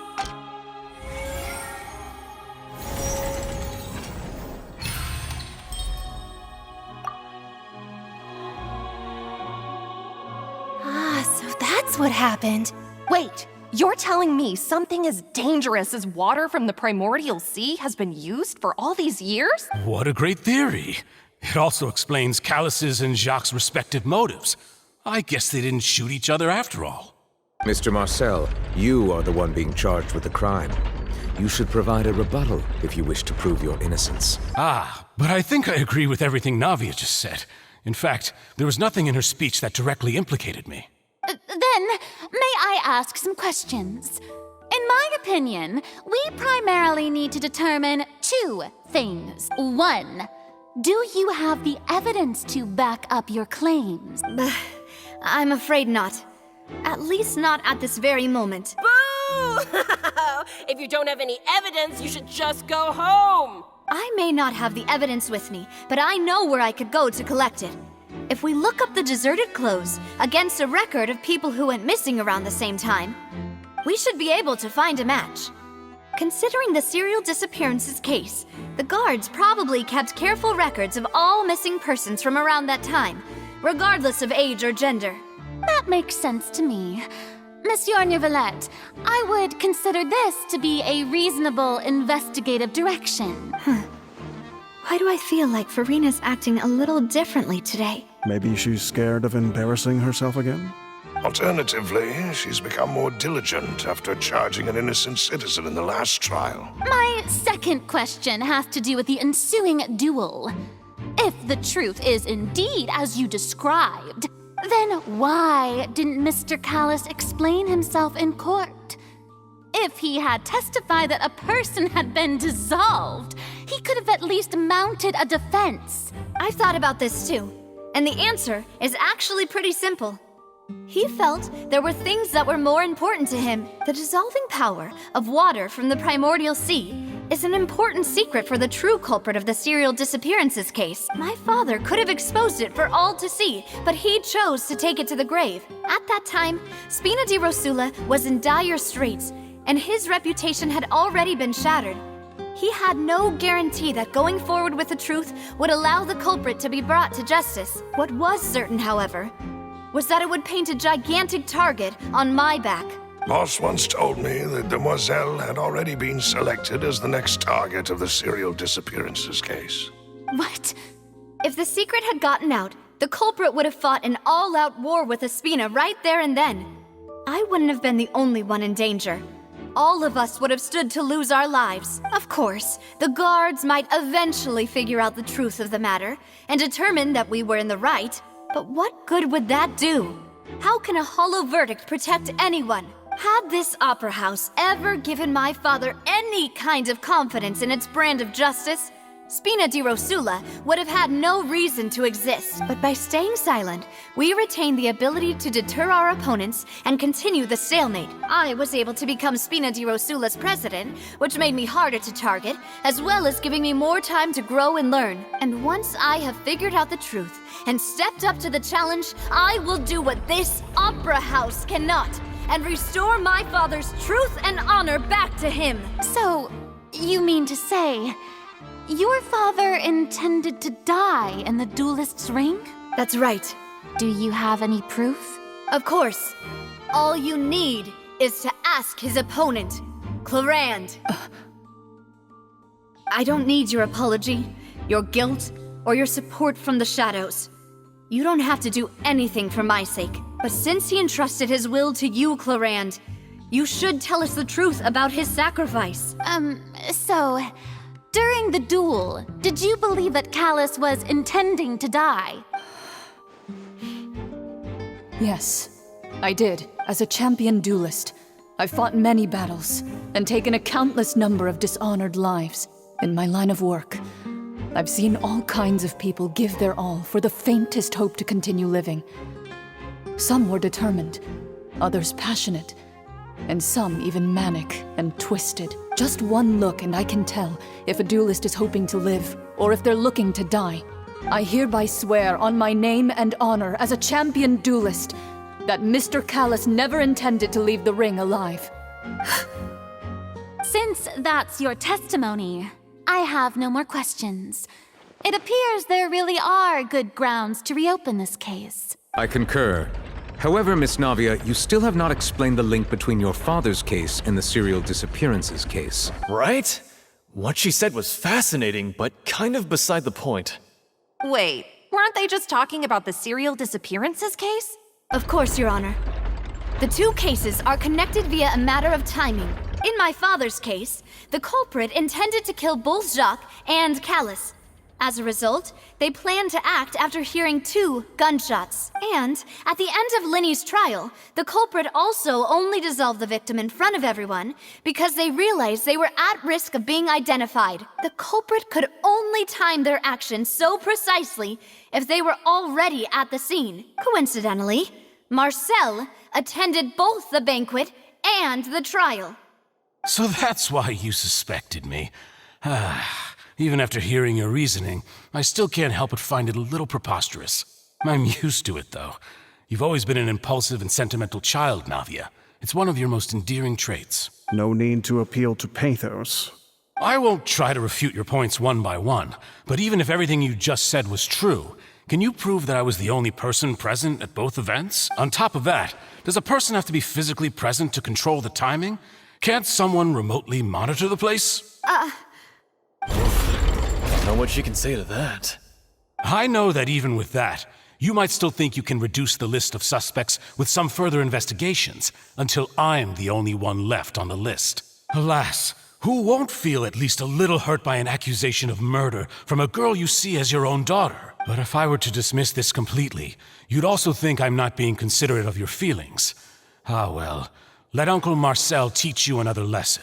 Do you know what the biggest flaw in your reasoning is? I suppose you're gonna tell me anyways. It's timing again. I'm a businessman by trade. From that standpoint, there's no reason for me to kidnap young women. It's a high-risk action with nothing to gain. In addition, I left my home in Snezhnaya when I was young to come to Poisson and work in some trade. My business only thrived when I received Callus's patronage. But the disappearances began before I ever stepped foot in Fontaine. I do apologize, demoiselle. This was my mistake. No, it's not your fault.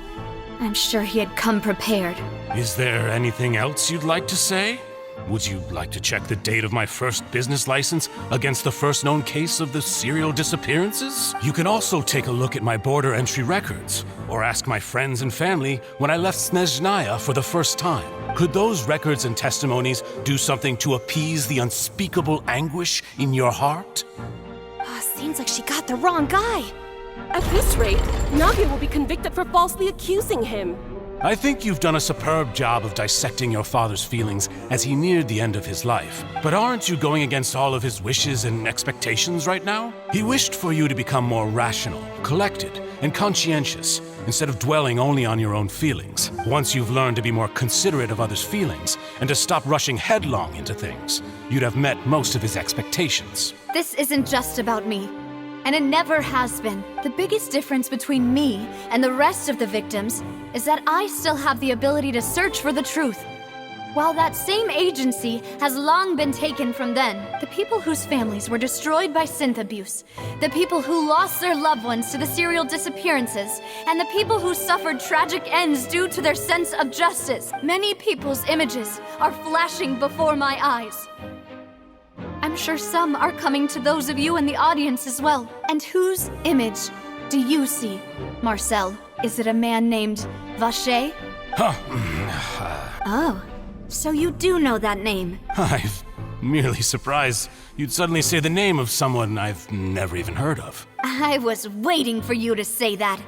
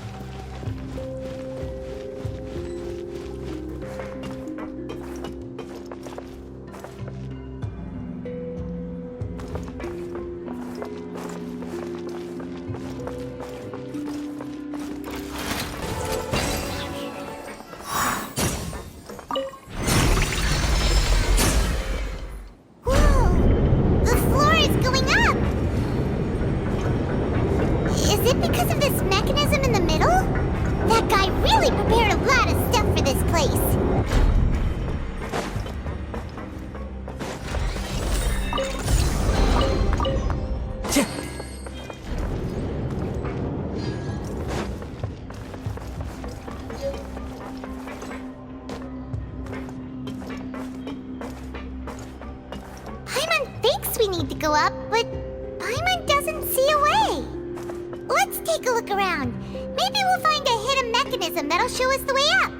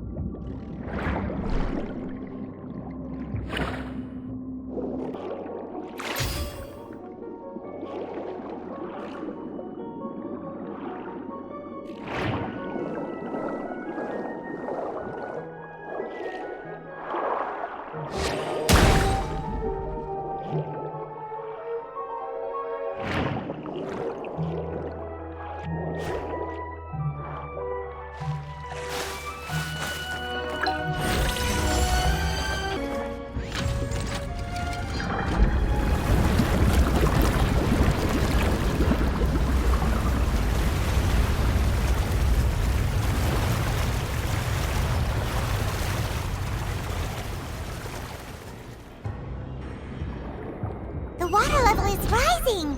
Now we can swim to the top. But this is still a ways away from where we need to go.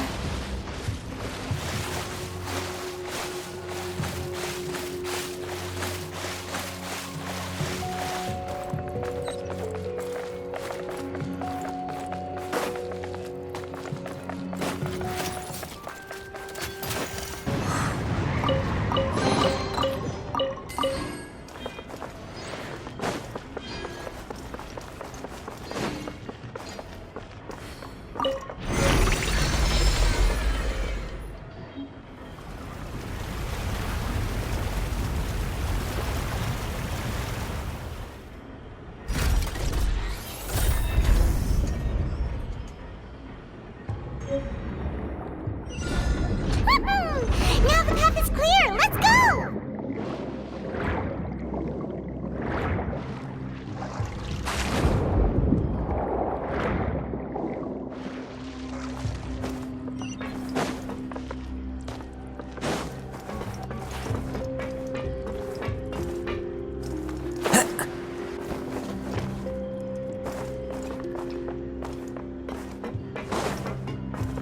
Time to go.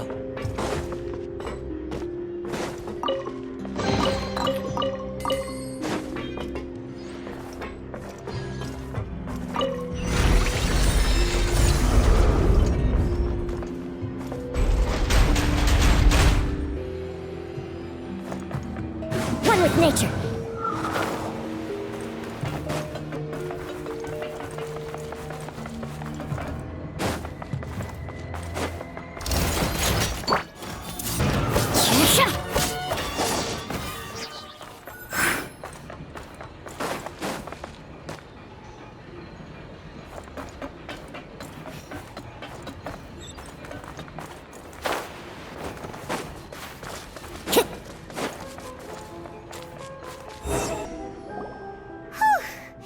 After all that, we finally made it to the innermost sanctum. Though, as expected, the mastermind isn't here. That's right. Then let's hurry up and find some evidence so we can get back to the Opera House and help Navia.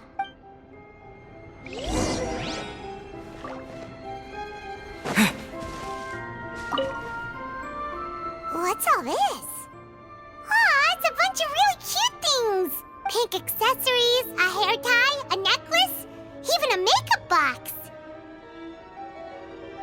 Oh, Paimon sees it too, but why are all these cute things labeled with different girls' names? Huh? You mean the girls from the serial disappearances? They were brought here? And then they were turned into water, and all the boxes of things, these names. That means... Oh, this is terrible!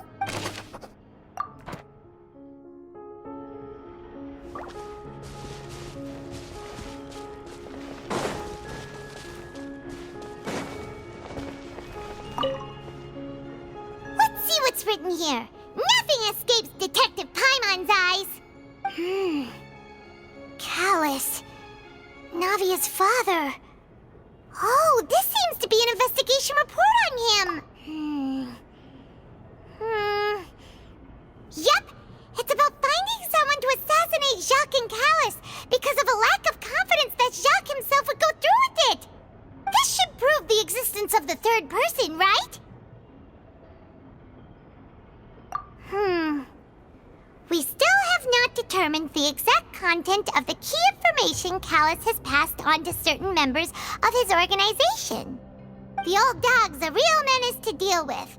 Even if he abides by the promise he's made to us, he will still have the upper hand.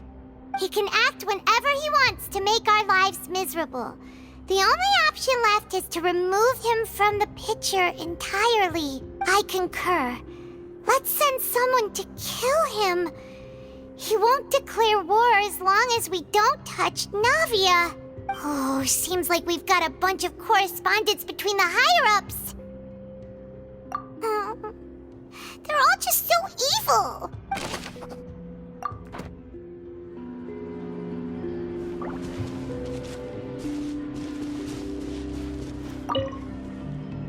Oh, look!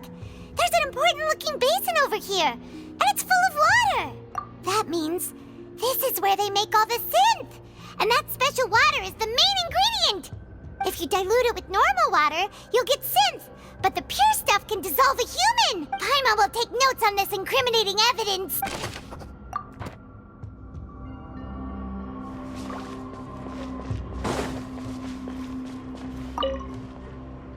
What's this over here? Looks like some kind of place for research. Experiment number 16 aims to verify Jacob Ingold's research conclusions on the primordial sea and use his theory as a foundation to achieve a breakthrough. The experiment was a failure. No individual managed to resurface from the water from the primordial sea. Female specimens 22, 23, and 24 were dissolved. Sorry, Traveler. Paimon will try her best. It's just that Paimon's never read something so scary before. How can someone write something that terrible in such a matter-of-fact tone? You read the rest. Paimon's too scared to keep going. So that's why he did all of these experiments. Wait, did he really think he'd be able to find a way just by dissolving people over and over? That's just insane! Huh? Isn't that the name you heard by the fountain? Paimon thought he was an eyewitness in the serial disappearances case. You mean Vache is the one who did all of these... experiments? So that's it! Vache was no victim, but personally took his lover and... No, that's not it either! If that's the case, why would he want people to resurface from the water? In any case, Paimon will write it all down.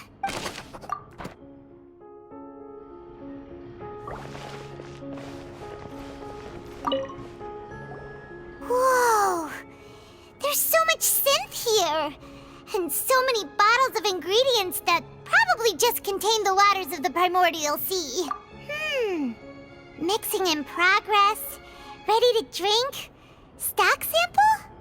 Huh. They've also got all the synth pretty clearly labeled. Whoa, there's even fruit-flavored synth? Yep, it's super obvious. We've looked at almost everything here, and it seems like our theories were spot on. But, yeah, we haven't found anything that reveals his true identity. No wonder even Neuvillette wasn't able to find anything.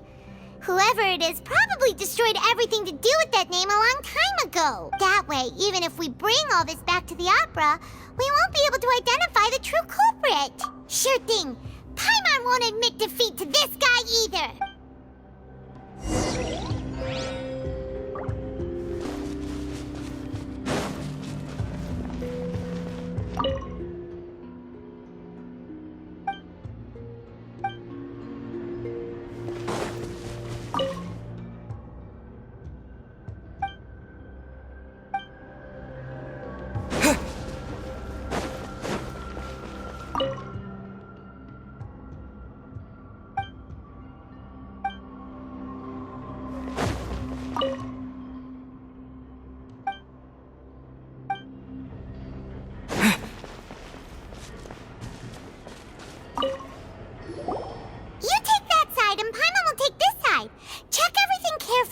We'll find something for sure.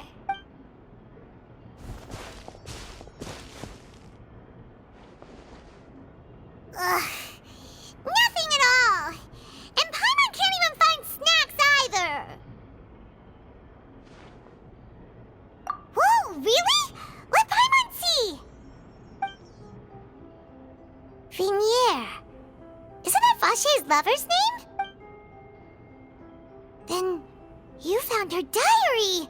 Let's see! Aw, it's just a normal diary chronicling their love story.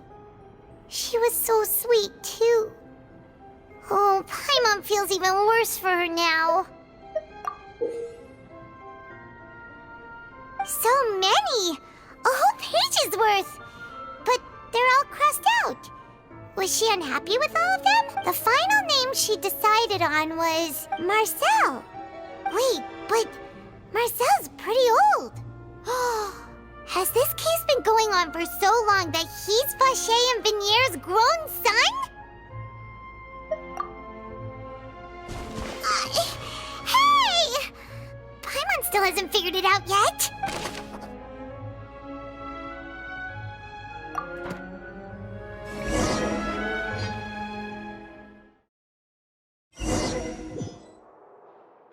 And whose image do you see, Marcel? Is it a man named Vacher? Oh, so you do know that name. I'm merely surprised you'd suddenly say the name of someone I've never even heard of. I was waiting for you to say that. Navia! We're back! As expected of my partner. I just knew you'd return in the nick of time. Just how often do you intend to flout the rules of this court? It's all right, Monsieur Nervalette. Given their confidence, I expect they've found the crucial evidence.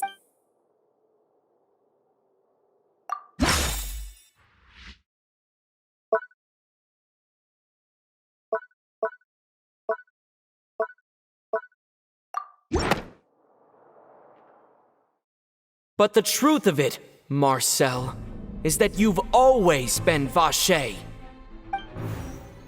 Huh? We've investigated your lair and we already know everything!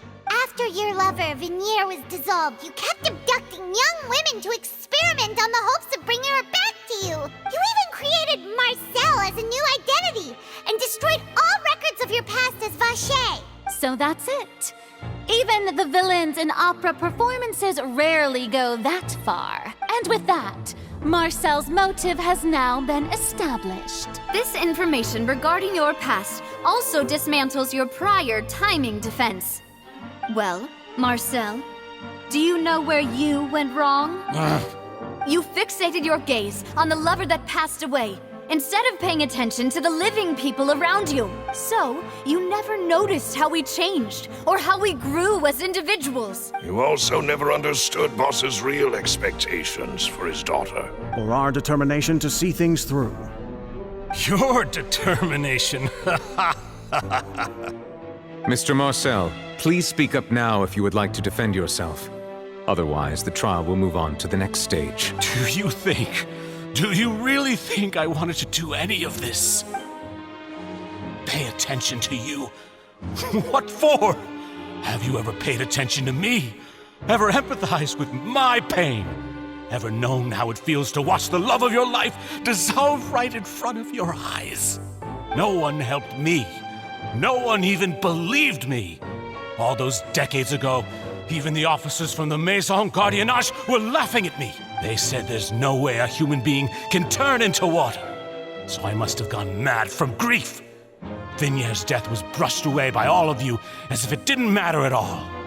Well, now you know, don't you? Ha! Well, it's too late now. All those who were dissolved are gone forever. You only have yourselves to blame.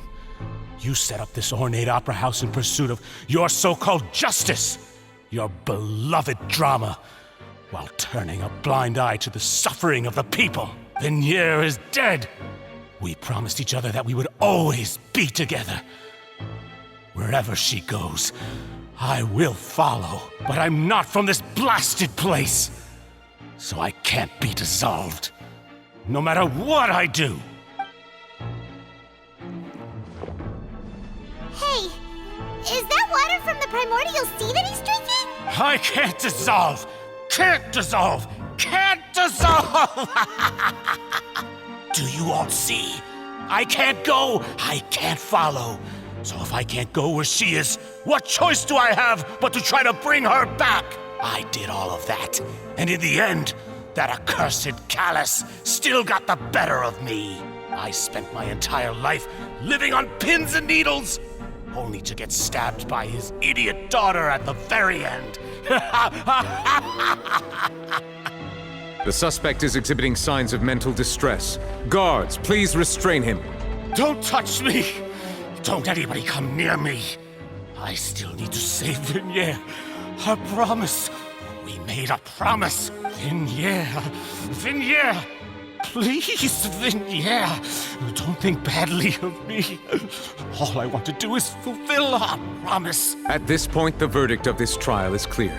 With Mr. Marcel's conviction, the charges against Mr. Tartaglia no longer have any basis. Fine by me. I was in a bad mood, but after a show like that, I'm actually feeling pretty good. Traveler, please submit all the evidence you have collected to the guards, so that I might review and summarize the truth behind the serial disappearances case. The man now known as Marcel was originally named Vacher and worked as an adventurer with his partner and lover Vignere. During an underwater expedition, Vignere accidentally came into contact with water from the primordial sea and was dissolved in front of Vacher as a result. Vacher learned of the primordial water's existence through the work of others and began to kidnap young women for research, with the goal of discovering a method to restore Vignere back to life. To cover his tracks, he invented the new alias of Marcel and began to operate a business in Poisson. During the course of his research, Vacher discovered that a diluted concoction of water from the primordial sea can induce feelings of euphoria, and began to manufacture and market synth. However, as he accumulated wealth to fund his continued research and expanded the scope, he came into conflict with Spina di Rosula. After exchanging blows with Spina di Rosula for many years, Vacher decided to assassinate their president Callus at a banquet. Although the assassination did not go as Vacher expected, he was able to turn Callus into the murder suspect by dissolving the assassin he sent to the scene. And just recently, Vacher attempted to frame Linny as the culprit of the serial disappearances case, using a similar method. However, his attempt to frame Linny failed, and the power of water from the primordial sea became public knowledge. This case also exposed enough of Vacher's machinations that he was eventually successfully charged in court. Thus concludes the enigmatic history of the serial disappearances case, with the truth revealed to all. The Oratrice will now deliver the final verdict regarding the charges against Mr. Vacher.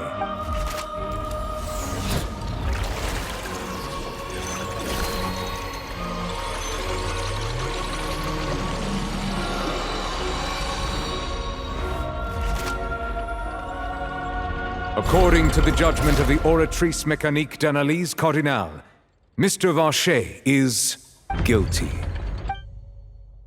Guards! Take Vacher away. Good. It's what he deserves. With that, the serial disappearances case is over now. We really just witnessed history. Who would have thought the true culprit would be such a polite and well-spoken guy? Yippee! We helped Navia bring the bad guy to justice! He's hurt so many innocent people and now he's finally getting what he deserves. Huh? Are you okay? Demoiselle, you were absolutely brilliant. The day our late boss had always hoped for has finally come. You can rest easy now, knowing justice has been served. Yeah. It's finally over.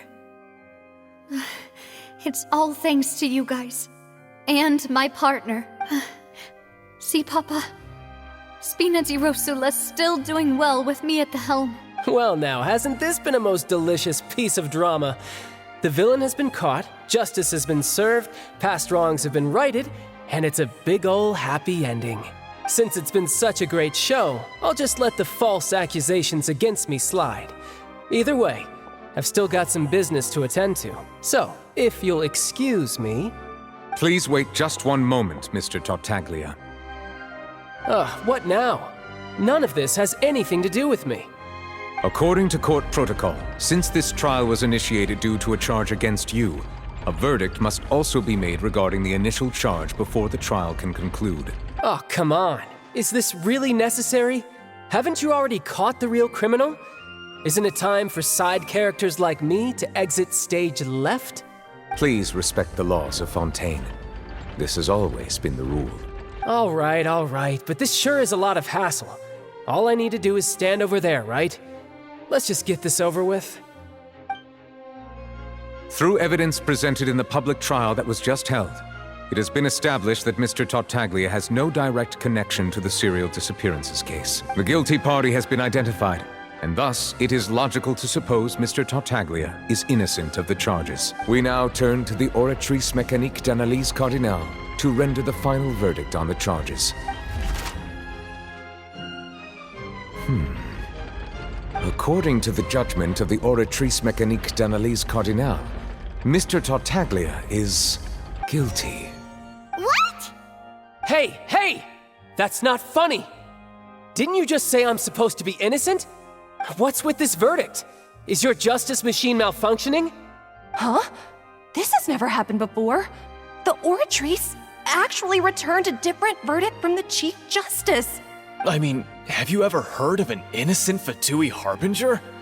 Do you think the Oratrice might have just convicted him on general principle? But weren't the charges about the serial disappearances case? No matter what else he's guilty of, it shouldn't affect the verdict in this case, right? The judgment of the Oratrice Mécanique d'Analyse Cardinale is, by law, the final verdict of the court. We must accept the guilty verdict. Guards, please take the suspect into custody per court protocol.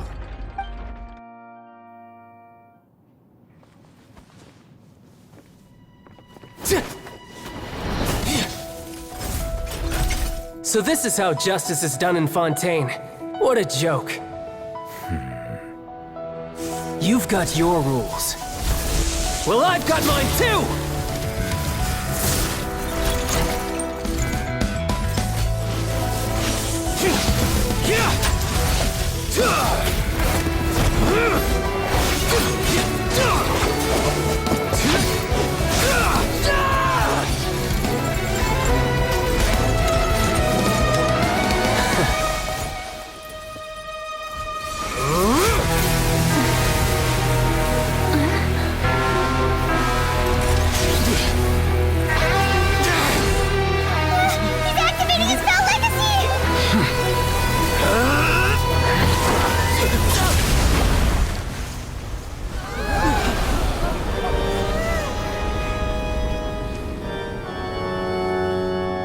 I am sorry. If you have been wronged, we will find the truth. But the rules of the court must be upheld.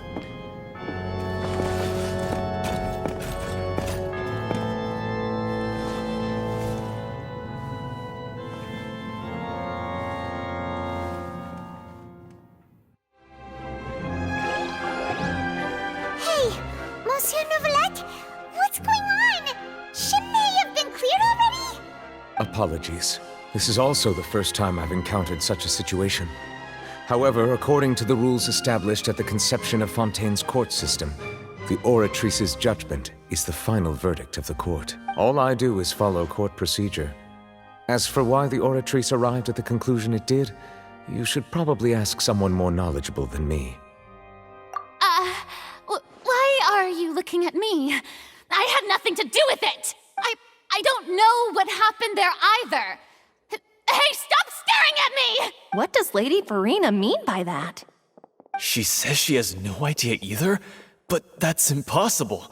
Didn't she create the Oratrice herself? Yeah, so are the verdicts reliable or not? Can results like this really be called justice? My dearest citizens, did you really think we'd allow an incorrect verdict to be handed out in this court? Did you really believe that the judgment could be mistaken or be the result of some sort of random mishap? Don't tell me. You thought even I had been blindsided by the Oratrice's result. But the way she looked just now, it was pretty obvious she had no idea what was going on. However, given the state of things, I shall give you an explanation. Everything that just took place, including my supposed shock and bafflement, was a part of an elaborate performance, with every action meant to stir up drama and excitement. And, of course, for every performance, there is a script. Everything has unfolded exactly as I expected from the very beginning. As the embodiment of the very concept of justice, the Oratrice shall never render an arbitrary judgment! If you thought child child had nothing to do with the serial disappearances case, it is only because you've been blinded by the superficial appearance of innocence. Everything he's done, not to mention the danger he poses, are beyond ordinary comprehension and completely unforgivable!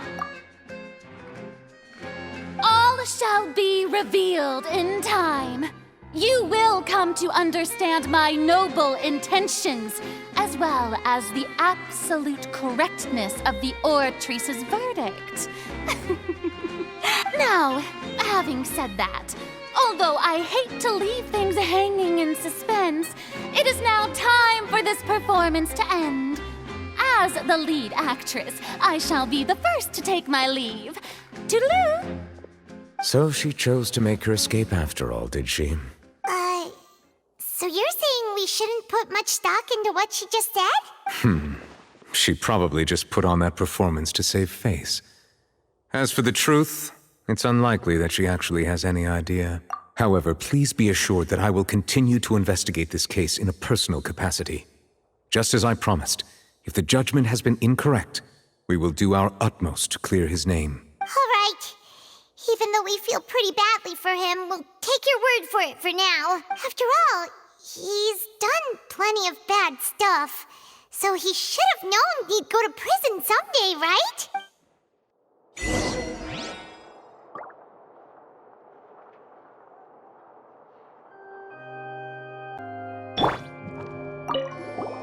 Oh, Monsieur Neuvillette! That power you showed when you took him down. Who are you really? I'm the Chief Justice of Fontaine, of course. If officers of the law lack the strength and capability to enforce it, then it makes a mockery of justice.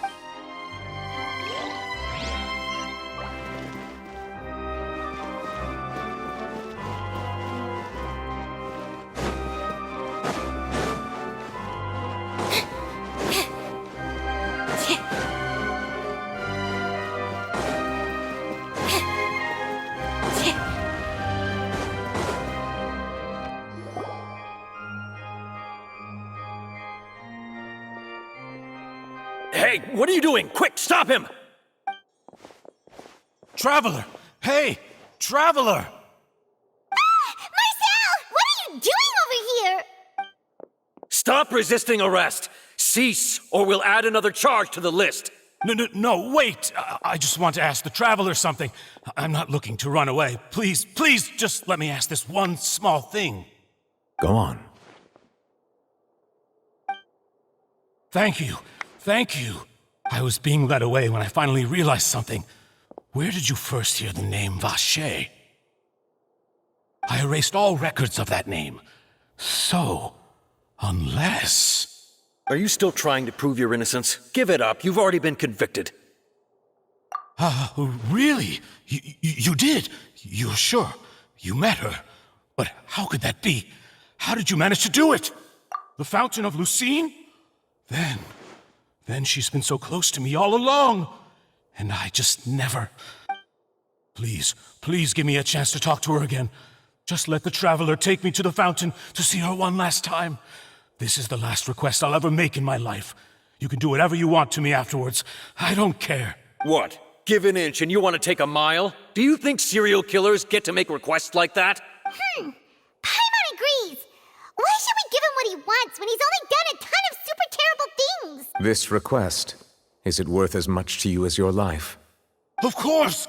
Wait, no. It's worth even more than my life. Humans. Will they betray the instinct to live just to satisfy spiritual needs? Very well. I will grant your request. Your Honor, I fear that... I will go with him. You do not need to worry about any escape. In that case, I shall leave him in your most capable hands, Chief Justice. Thank you, Your Honor.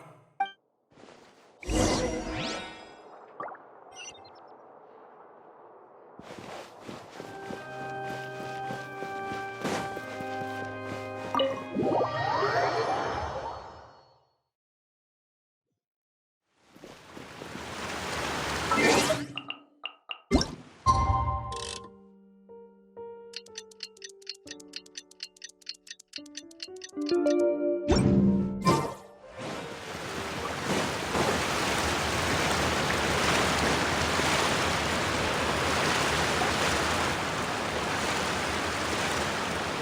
this the place? You said she's here, but what do I need to do to see her?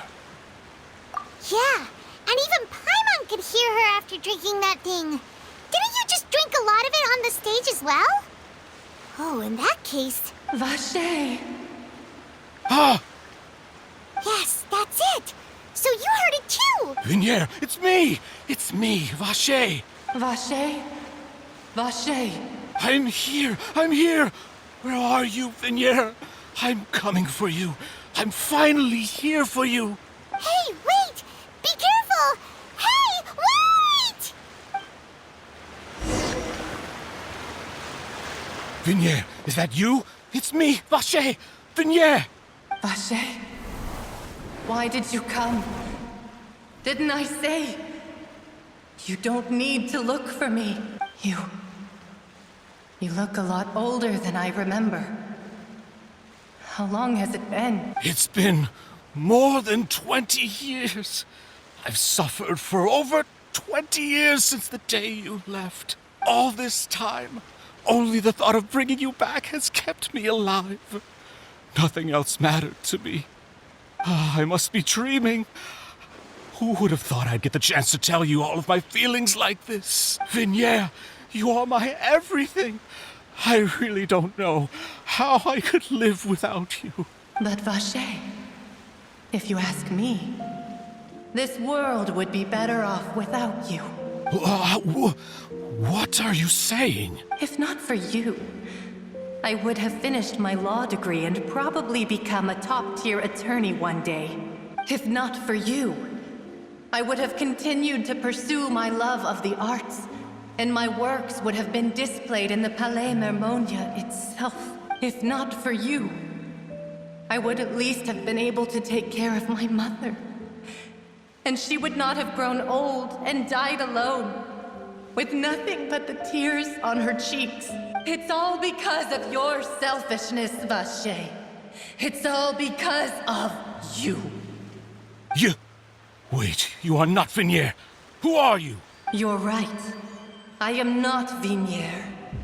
I am the sacrifices. Every woman who died by your hand, as our bodies dissolved, our consciousnesses flowed back to the primordial sea. Our thoughts circulated endlessly within the primordial sea. And we were no longer individuals, but we became one. Just as streams of water come together in the sea. I'm Cressy. I'm Lemonie. I'm Azine. The only one I am not is Vinier. Why? But then, where is Vinier? She doesn't want to see you anymore. Every tendril of her consciousness is avoiding you. This is what you get for your selfishness. Your selfishness robbed us of our lives and our futures. You said time and time again that you'd do any and everything for her. But did you ever consider whether she'd want to see you do the things that you did? If she would despise you for what you became? You are a liar, a heartless murderer, and a cowardly narcissist. The only thing you are not is Vinier's beloved. From the moment your first victim died and her consciousness merged with Vinier's, she has had nothing but pure hatred for you.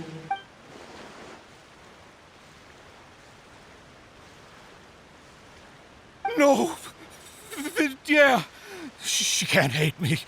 Let me see her. Please, have mercy. You still don't understand. When I said don't look for me, that came from the real Vinier. She really doesn't want to see you anymore. But on top of that, she also said that because it's her final drop of pity for you. She said that because she knew that if you did come here, we will show no mercy to you. Vache. Vache? Vache? Vache? Vache? Vache? Vache? drown.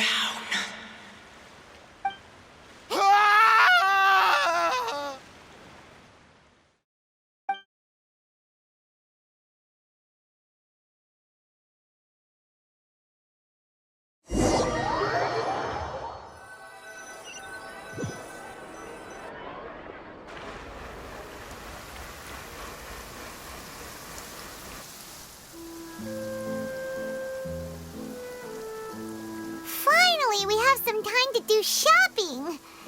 Gosh, it's really been a long time since we've been able to relax. Ah, well met, partner. I knew something great was going to happen when I woke up in such a good mood today. Even this weather can't put a damper on the demoiselle's mood. It's a pleasure to see you both again. Oh, hey, Navia! It's been a few days. Paimon's already started to miss you.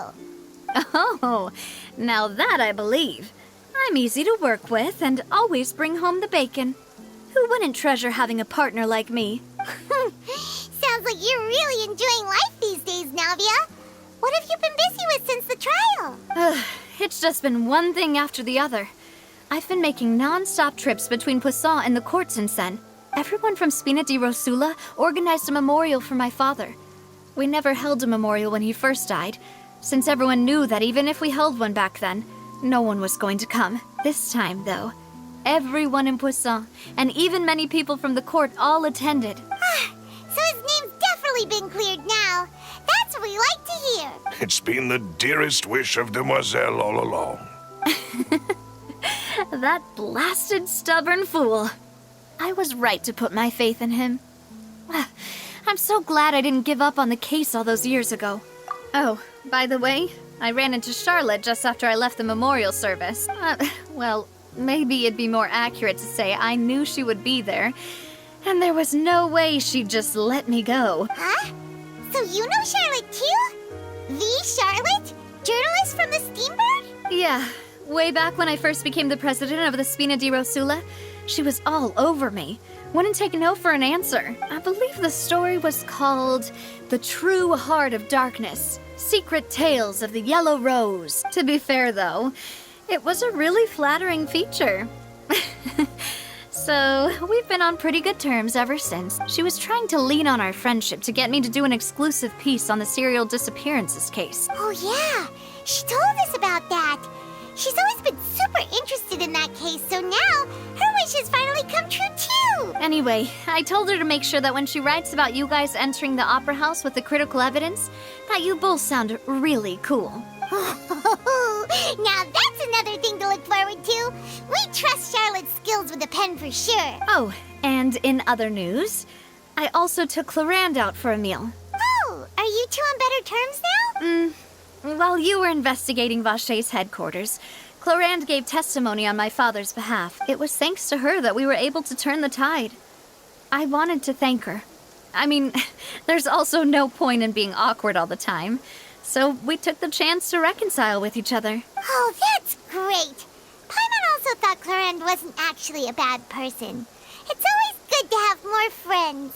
Anyway, now that the case has finally been solved, perhaps it will slowly begin to fade from the public consciousness. Oh, actually, there's still one last thing I need to do. What is it? I should pay a visit to my father's grave and tell him the truth of what happened, as well as how it all ended. And on top of that, just how much people still look up to him to this day.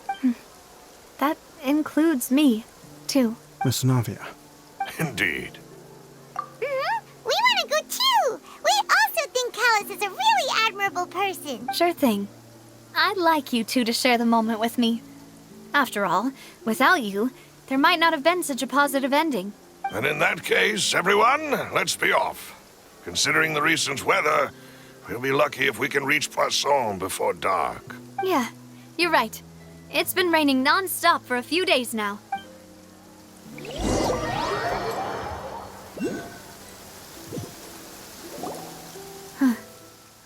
This is where my father's grave is.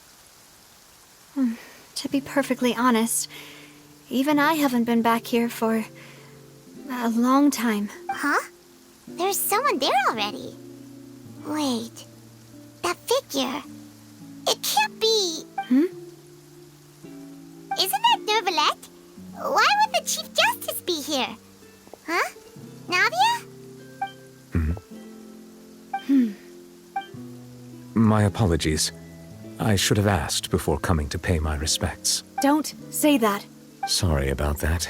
Oh, I was trying to say there's no need for you to apologize. I wanted to show my father how much I've grown. But still, I doubt I've grown to the point that even the Chief Justice would feel compelled to apologize to me over and over. In that case, I will stop apologizing for now. You really could use some pointers on understanding human emotions, Monsieur Nervalette. In any case, why did you come to Poisson? Well, ever since that day, I've been turning a question over and over in my head. Just what is justice anyway? There was once a time when I didn't want to believe that there could be anything more important to humans than life itself. Oh, rather than that, it's probably more truthful to say I didn't believe humans were capable of resisting the most basic instinct of living things. That they could rebel against their own nature, or consider certain things to be more important than their own lives. Which is also why I didn't stop your father from beginning that fateful duel. I believed that a truly innocent man would never throw away his life like that. That there was nothing, should have been nothing more important than one's own continued survival. But Mr. Callus proved me utterly and decisively wrong. If not for his sacrifice, the serial disappearances case would have remained unsolved to this day. Mr. Callus made the choice he did for his daughter, for his associates, and for many people completely unrelated to him. And in the end, from a certain perspective, one could say that he did it all for the sake of justice. A justice that's higher than life itself. So, you asked me why I came here. I just wanted to say my apologies to Mr. Callus in person. I should have noticed all of this much sooner. This regret has filled me with a sadness that has haunted me for days. That high and mighty chair in the Opera Epiclese indeed insulates one from many important things. Spina di Rosula, thank you so much for your hard work and perseverance. I'm sorry for being mad at you before. So, you're actually one of those types that's cold on the outside, but pretty thoughtful on the inside, huh? That reminds me of Silver, one of my guys. Sorry about that. Self-expression is not one of my strong suits. Didn't I just say you don't need to apologize? So Navia and Nervalette seem to have made their peace as well. Let's not disturb them for now. We can wait till after they're done.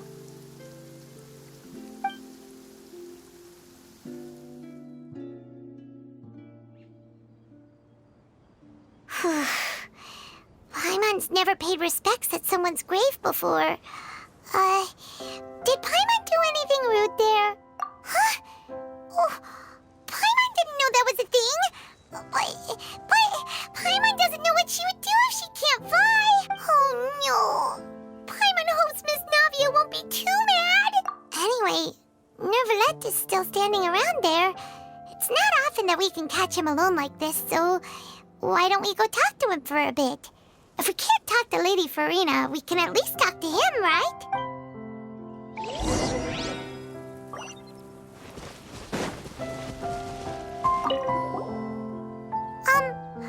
Paimon's really sorry, Navia, but Paimon did something pretty disrespectful just now.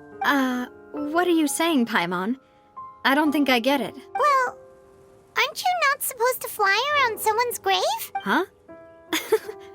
Who told you that? Hey, Traveler! Why did you mess with Paimon again?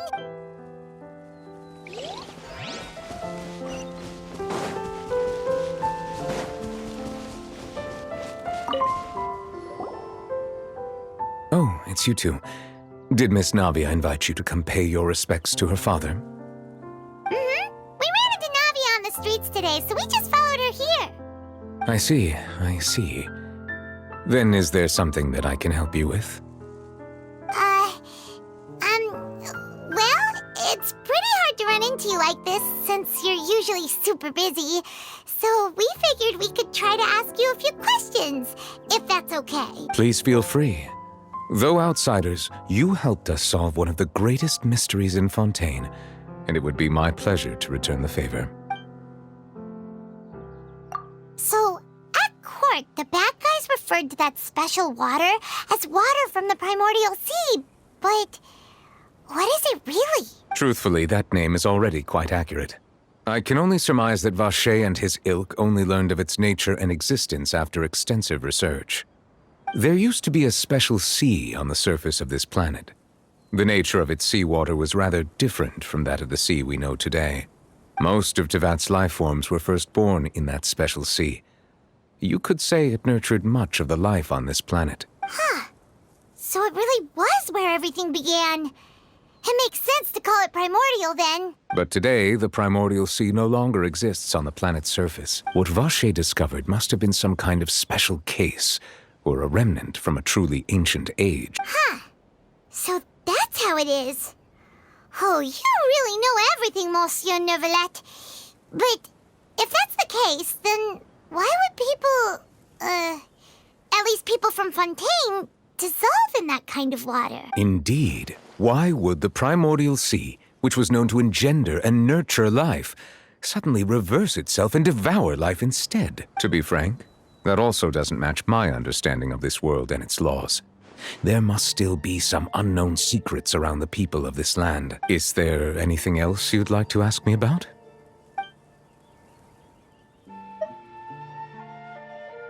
That the sea levels will rise and everyone will be dissolved in water, leaving Farina crying alone on her throne, but the sins of the people will be finally washed away for good.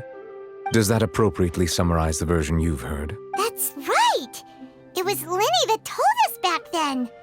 And that about covers all the main points. Yes, up to the present, I think we reached a point where we have no choice but to confront this prophecy directly. Rumors have it that this prophecy is rooted in the last words the former Hydro Archon left to the world before she passed away. A prophecy? Of the former Hydro Archon? Wow. This is the first time that we've ever heard of it. 2 parts of the prophecy have already proven correct. The rising sea levels and the ability of the people of Fontaine to be dissolved. We should be more vigilant and stay on the watch for further signs. Speaking of the prophecy, Farina has also always taken it quite seriously. Indeed, she has been collecting information and intelligence from across Tevat for this purpose. If the rumors were true, then perhaps this prophecy is the conundrum left to Farina by her predecessor. But with Farina being the way she is, can we really trust her to solve it? Is there anything else you'd like to ask me about? My apologies. My investigation has still not reached its conclusion. However, I still believe the judgment of the Oratrice was not rendered arbitrarily. Huh?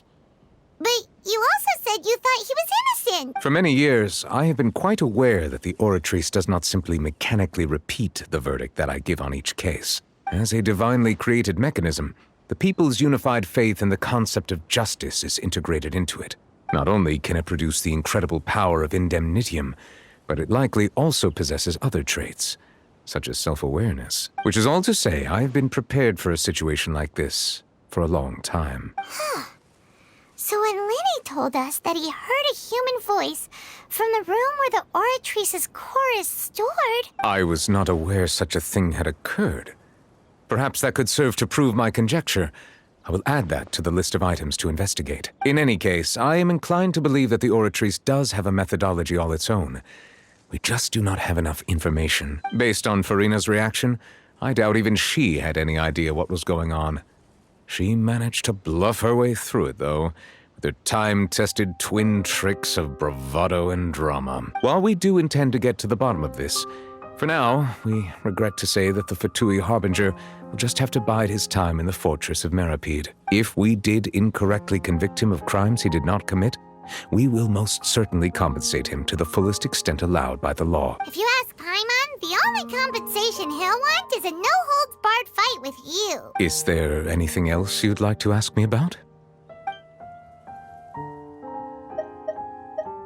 Your sibling, another blonde-haired traveler. I'm sorry, but I've never seen anyone who matches that description. If she ever stepped foot in Fontaine, I'm sure she followed our laws to the letter, and had no reason to appear on the stage of the opera Epiclese. Is there anything else you'd like to ask me about?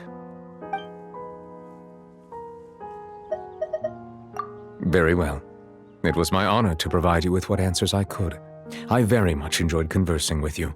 It will soon be time for me to leave this blissful tranquility behind and return to Palais Memoria. You really are super busy, Monsieur Neuvillette. Paimon thought you only came here to pay your respects today because you had the day off. Crime and villainy do not have the day off, and so justice must work around the clock as well. This is merely the nature of a justice's work.